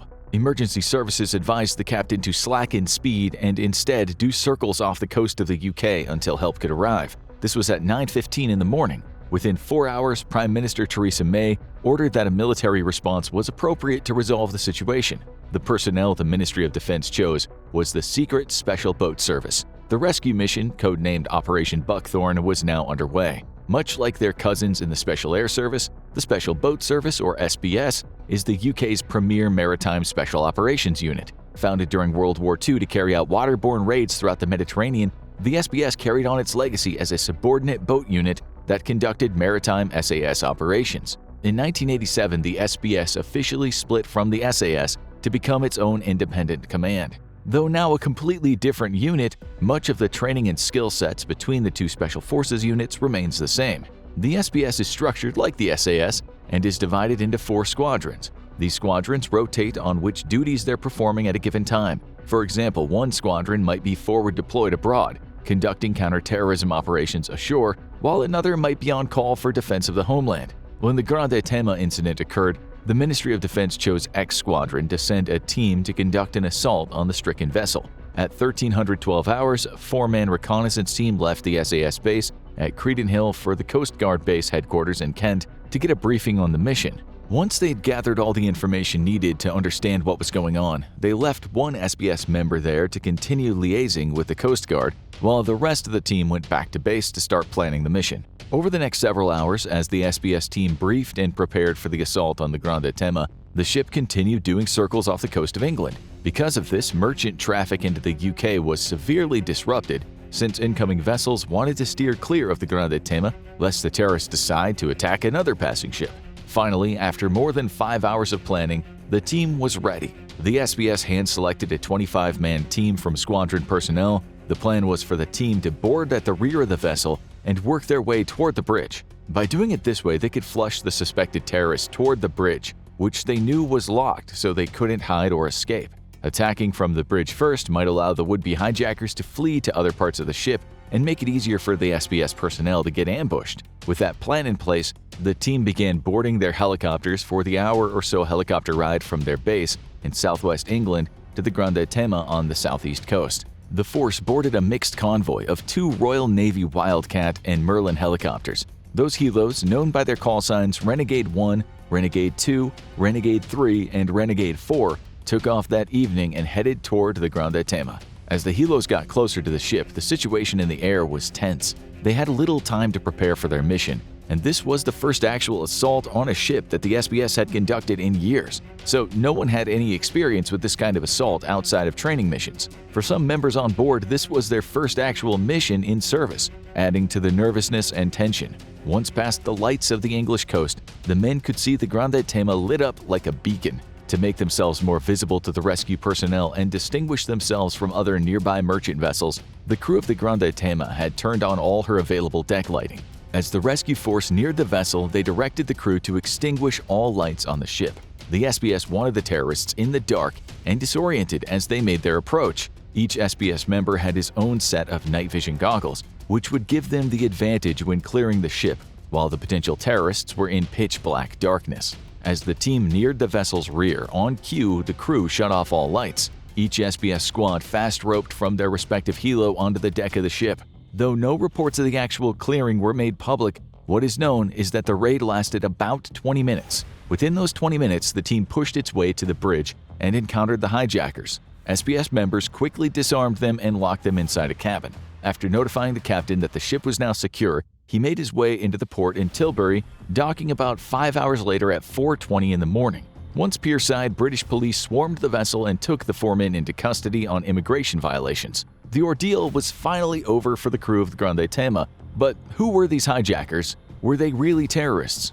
During the subsequent legal proceedings that took place at London's famous Old Bailey, the prosecution discovered that none of the 4 men had any ties to a terrorist group. Instead, the men, who hailed from Nigeria and Liberia, were economic migrants seeking a better life in the UK. Though they had threatened violence against the crew, they maintained they never wanted to hijack the vessel. They simply wanted the captain to get close enough to land so they could swim ashore. Despite their claims, the 4 men went on trial on hijacking and affray charges. The afraid charges stemmed from threatening violence against the crew members. At trial, all 4 men were found innocent of the hijacking charges, but guilty of the afraid charges. The 2 ringleaders of the group were sentenced to 32 and 31 months in prison, respectively, while the other 2 men received a 16-month sentence each. For the men of X Squadron, this was the first rescue of a civilian vessel the SBS had undertaken since the 1972 operation to save the ocean liner Queen Elizabeth II. The daring assault, with little preparation in a high-density traffic area with 0 casualties on either side, is a testament to the excellent training and expertise of the SBS in carrying out such raids. The lessons learned from this raid likely played a huge role in a similar rescue during the 2020 Nave Andromeda incident, but that story's best left for another video. The date is Wednesday, the 30th of April 1980, and 6 men are approaching the Iranian embassy in West London. The men are Iranian Arabs and members of a revolutionary group seeking the creation of an independent state in southern Iran. With the Iranian Revolution having taken place just a year before, the nation was still in a state of turmoil, and various groups were eyeing the possibility of secession and the formation of their own sovereign nation. The Iranian government had responded to the wave of revolutionary zeal with brutal crackdowns, and 2 of the men now approaching the embassy bear the physical scars of torture at the hands of the Shah's secret police. The plan is simple. Backed by the government of Iraq, the men have been armed with pistols and submachine guns, along with a few hand grenades, all smuggled into Britain inside an Iraqi diplomatic bag. The 6 hostage takers have been emboldened by the Iranian hostage crisis, during which revolutionaries held American hostages for nearly 2 years, and now want to use the leverage gained from taking hostages to secure the release of prisoners taken into custody by the Iranian Shah in their home region of Khuzestan. They plan to enter the embassy and overpower the single British guard there, then barricade themselves until the release of the prisoners and safe transport out of Britain is assured. If the British and Iranian authorities won't cooperate, well, they've come prepared to start killing hostages. It's 1130 hours as the 6 men approach the Iranian embassy in South Kensington. Just inside is Police Constable Trevor Locke of the Metropolitan Police's Diplomatic Protection Group, and the sole armed guard present in the embassy. Hidden under his jacket is a concealed Smith & Wesson .38 caliber revolver. But as the men enter, he is quickly overwhelmed and doesn't have a chance to draw his firearm. Constable Locke instead decides to cooperate as the 6 gunmen barricade the front door and start rounding up the embassy's occupants. If he can keep the gun a secret, a time may come when he can use it to good effect. The rest of the embassy's occupants are in a panic, and the 2 employees manage to climb out of a ground floor window before the gunmen get to them. A third climbs out of a 2nd-story window and hops across to the Ethiopian embassy next door. And a 4th, Gholam Ali Afrous, the most senior Iranian official present and the highest value hostage, tries to escape by jumping out of a 2nd-story window, but suffers a sprained ankle, and the gunmen quickly recapture him. In all, 26 hostages are herded to a 2nd-floor room and ordered to blockade windows with any available furniture. Most of the hostages are embassy staff and Iranian nationals, but a few are British visitors or employees also working at the embassy. Outside, police are already arriving on scene. Unbeknownst to the hostage takers, Constable Locke had managed to send a distress signal over his radio before they took it from him. As the officers outside move to surround the building, one of the gunmen threatens them with his submachine gun, and the officers quickly pull back. Within 30 minutes, though, a blockade of the neighborhood has been established, and the Metropolitan Police's D11 unit, expert marksmen trained to eliminate threats in urban environments with precision fire, have been deployed to vantage points around the embassy. An hour later, and contact is made with the gunmen via a field telephone that's passed through one of the windows, and the leader of the group, Owan Ali Muhammad, issues their first demand: the release of 91 Arabs held in prisons in Khuzestan. If his demands are not met, he will blow up the embassy with himself and the hostages inside. Before hanging up, he tells the police that they have a deadline of noon on May 1st. In response to the crisis, the British government's emergency committee, COBRA, is assembled, made up of ministers, civil servants, and expert advisors from the police and armed forces. COBRA's job is to advise Prime Minister Margaret Thatcher on a course of action during any emergency. Contact is immediately made with the Iranian government, and the matter is technically an Iranian one, with the embassy being considered Iranian soil due to the Vienna Convention. The Iranian government, however, accuses both the British and American governments of sponsoring the attack in retaliation for the yet ongoing siege of the U.S. Embassy in Tehran. With no cooperation from the Iranians, Thatcher decides that British law will be applied to the embassy, even if it is technically sovereign Iranian soil. Contacting the police again through the field phone, Awan requests a doctor for one of the hostages. Frida Mosafarane is physically unwell, and the other hostages have been lying to Awan and telling him that she's pregnant. Yet the police refuse to send a doctor, not wanting to give the gunman yet another hostage, and ultimately Awan releases Mosafarane when her condition deteriorates substantially. After securing Mosafarane, the police inform the hostages that the British and Iranian governments are working on their demands, and food is delivered as all settle in for a sleepless night. Late that night though, two teams of Britain's Special Air Service troopers arrive on scene. The SAS are elite military operators with their roots in World War II, when they were tasked to operate deep behind enemy lines in four-man squads to sabotage German airstrips and fuel depots. With a rise in global terrorism though, the British government saw a need for the Specialized Counterterrorism Task Force, and thus the SAS was expanded with the formation of the Counter-Revolutionary Warfare Wing, the UK's primary anti-terrorist and anti-hijacking unit. To date, the CRW troopers have only one operation under their belt, the storming of Lufthansa Flight 181 in West Germany, when a small detachment of SAS operators were sent to assist West Germany's GSG-9 in retaking the aircraft. With no direct threats on British soil though,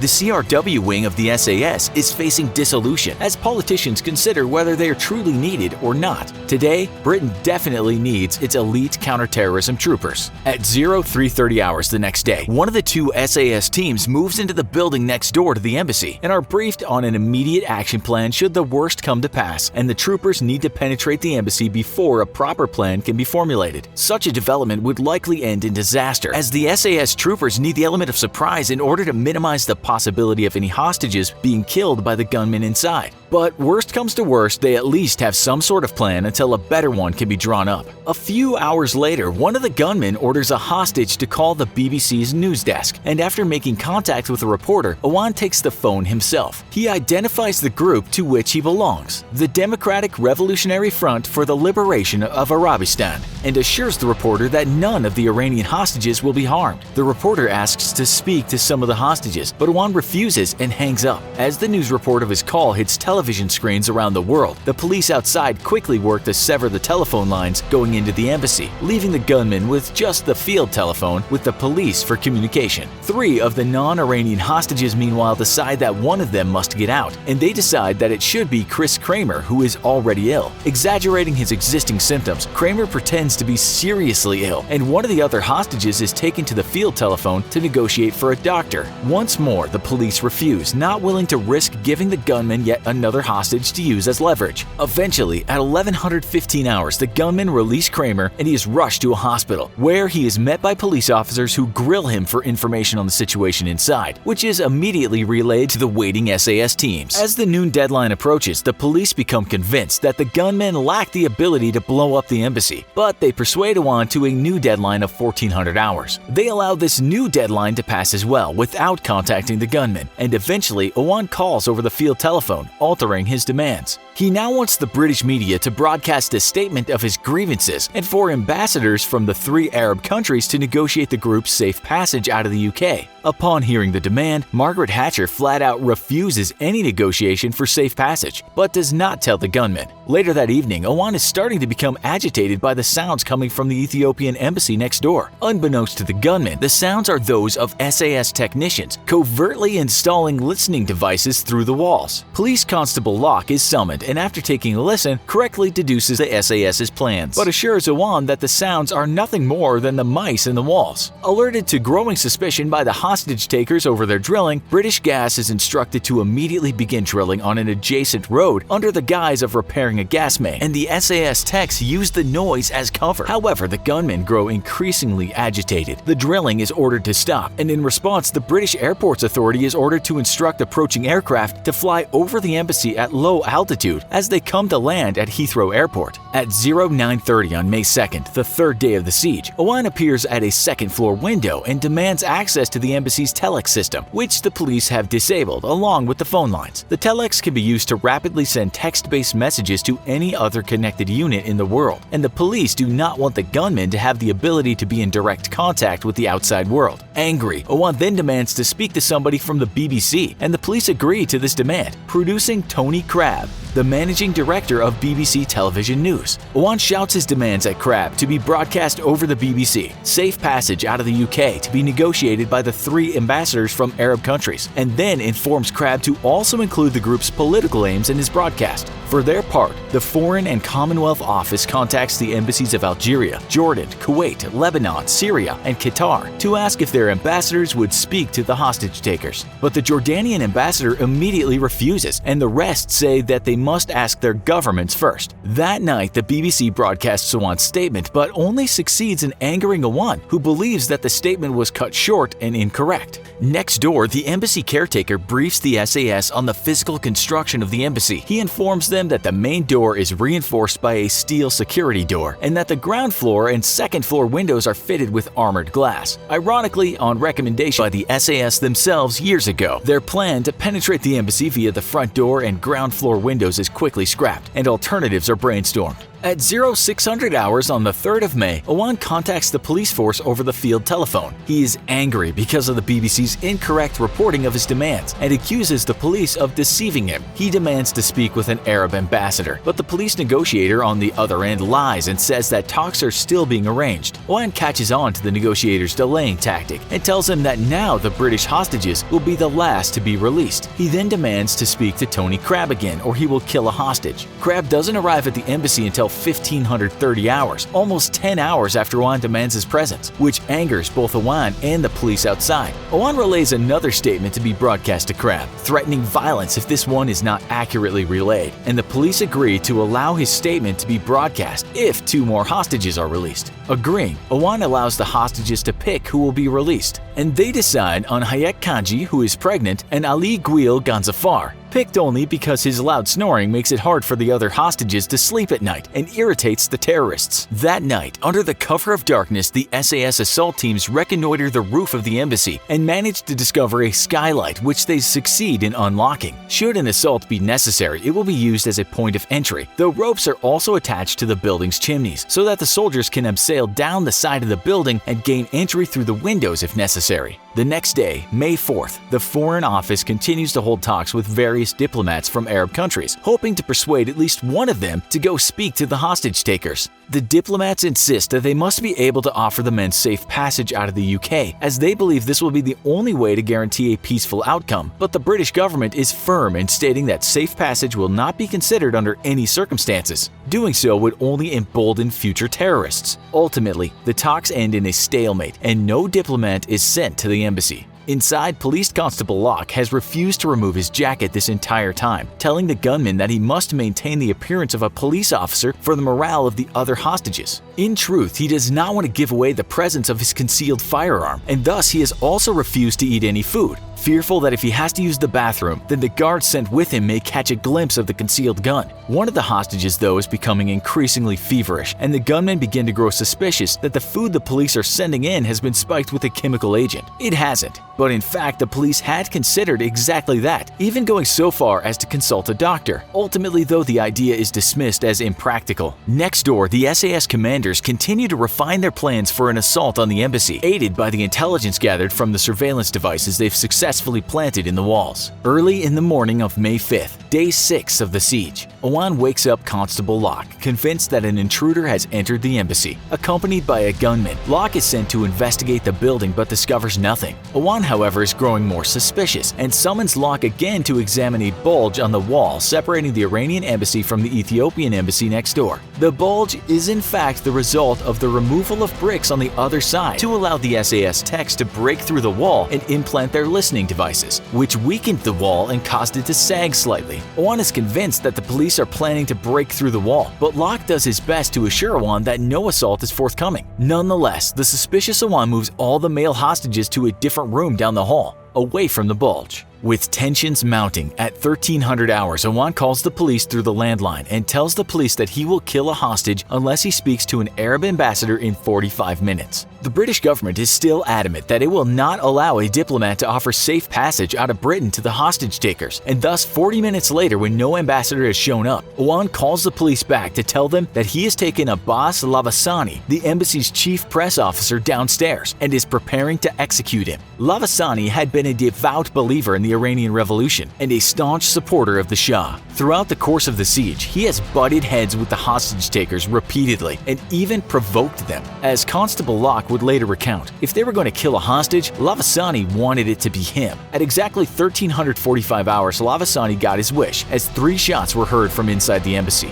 With 1 hostage dead, the British government decides that the time to act is now. The SAS commander informs Home Secretary Willie Whitelaw that he should expect up to 40% casualties amongst the hostages in an assault, forcing Whitelaw to reconsider. Ultimately, though, he instructs the SAS to immediately prepare to assault the embassy at short notice, and by 1700 hours, the SAS assault teams are in position to begin an assault within 10 minutes' notice. The police, meanwhile, have recruited a local imam to speak to the gunman. The conversation, however, goes south quickly, as Awan grows increasingly agitated and suddenly 3 more gunshots are heard from inside the embassy. Awan tells the imam that another hostage has been killed, and that all the rest would be killed in 30 minutes if his demands were not met. A few minutes later, Lavasani's body is dumped out the front door, but upon examination by a forensic pathologist, it's estimated that Lavasani had been dead for at least an hour. This leads the police to assume that a second hostage has indeed been killed, though in fact only Lavasani has been shot. The shooting while on the phone with the imam had been a bluff. Metropolitan Police Commissioner Sir David McNee immediately contacts the Home Secretary and requests approval to hand control of the operation over to the British Army, and his request is relayed to Prime Minister Margaret Thatcher, who consents. At 1907 hours, control over the operation is handed over to SAS Commander Lieutenant Colonel Rose, who is authorized to begin an assault at his discretion. As police negotiators contact Awan and begin to offer various concessions in a bid to buy time, the SAS teams prepare for the assault. Split into 2 teams, Red Team and Blue Team. One will abseil from the roof along the rear of the building and enter through the 3rd-story windows, while the other team will enter through the skylight. At 1923 hours, the go word is broadcast, and a 4-man team begins to abseil from the roof, while a second team opens the skylight to drop a stun grenade below. Yet the assault immediately goes awry, as the staff sergeant leading the abseiling team is caught up in his own rope. This delays the second team as another soldier tries to help the staff sergeant out of his rope, and in the struggle accidentally smashes a window with his foot. Inside the embassy, the sound of the breaking window alerts the gunmen, who are on the 2nd floor, and Awan and a few others move to investigate. The soldiers can't use their breaching charges on the windows anymore for fear of injuring the trapped staff sergeant, and instead kick and smash their way in through the windows. As the first 3 soldiers enter through the windows, though, a fire starts which quickly races up the curtains and out of one of the windows, severely burning the trapped staff sergeant. As a second wave of abseilers move down the side of the building, one of the men cut the staff sergeant free, who falls to the balcony below. Burnt but still able to continue the fight, he joins the rest of his men inside the embassy.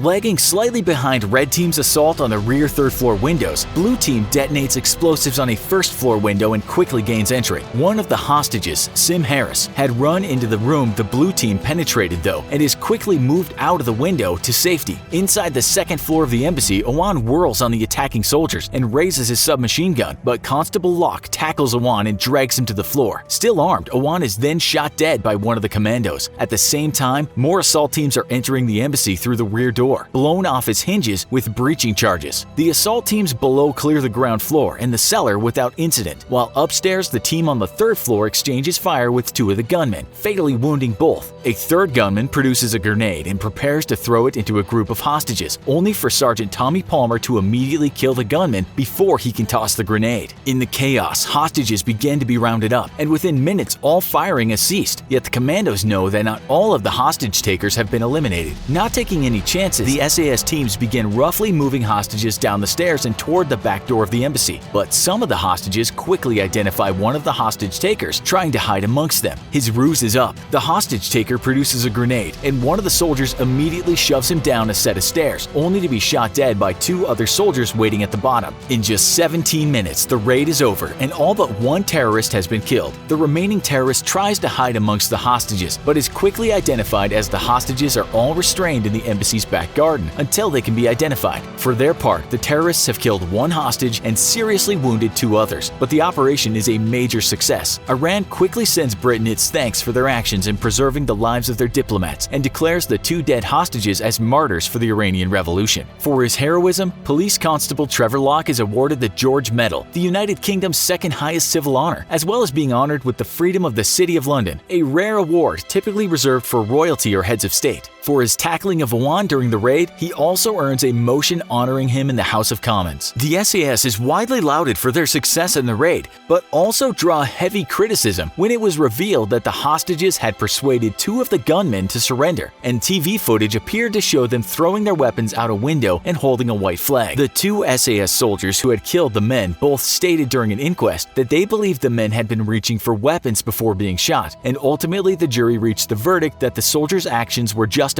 homicide. The SAS, however, drew even more heat when it was later revealed that the only surviving gunman, Fauzi Najad, had been dragged away by an SAS trooper who had planned to take him back into the building and shoot him. The soldier had reportedly only changed his mind when he was told that the raid was being broadcast on live television. Though the raid was a success, questions over the use of force employed by the SAS soldiers haunted their elite unit for years to come. SAS operators and their brethren across the world are meant to be elite instruments of surgical violence, not agents of revenge, and though facing incredible danger must still keep a calm and collected head and not overuse force when it isn't warranted. The actions of Police Constable Trevor Locke, who had been armed the whole time and yet only drawn his weapon when he tackled Awan, have often been used as a comparison point to what many see as the overuse of force by the SAS troopers. In the end, though the operation was a huge success, it is a stained victory for Britain's elite Special Air Service. If you found this story interesting, check out our other video, Can Russia Invade Europe? See you next time.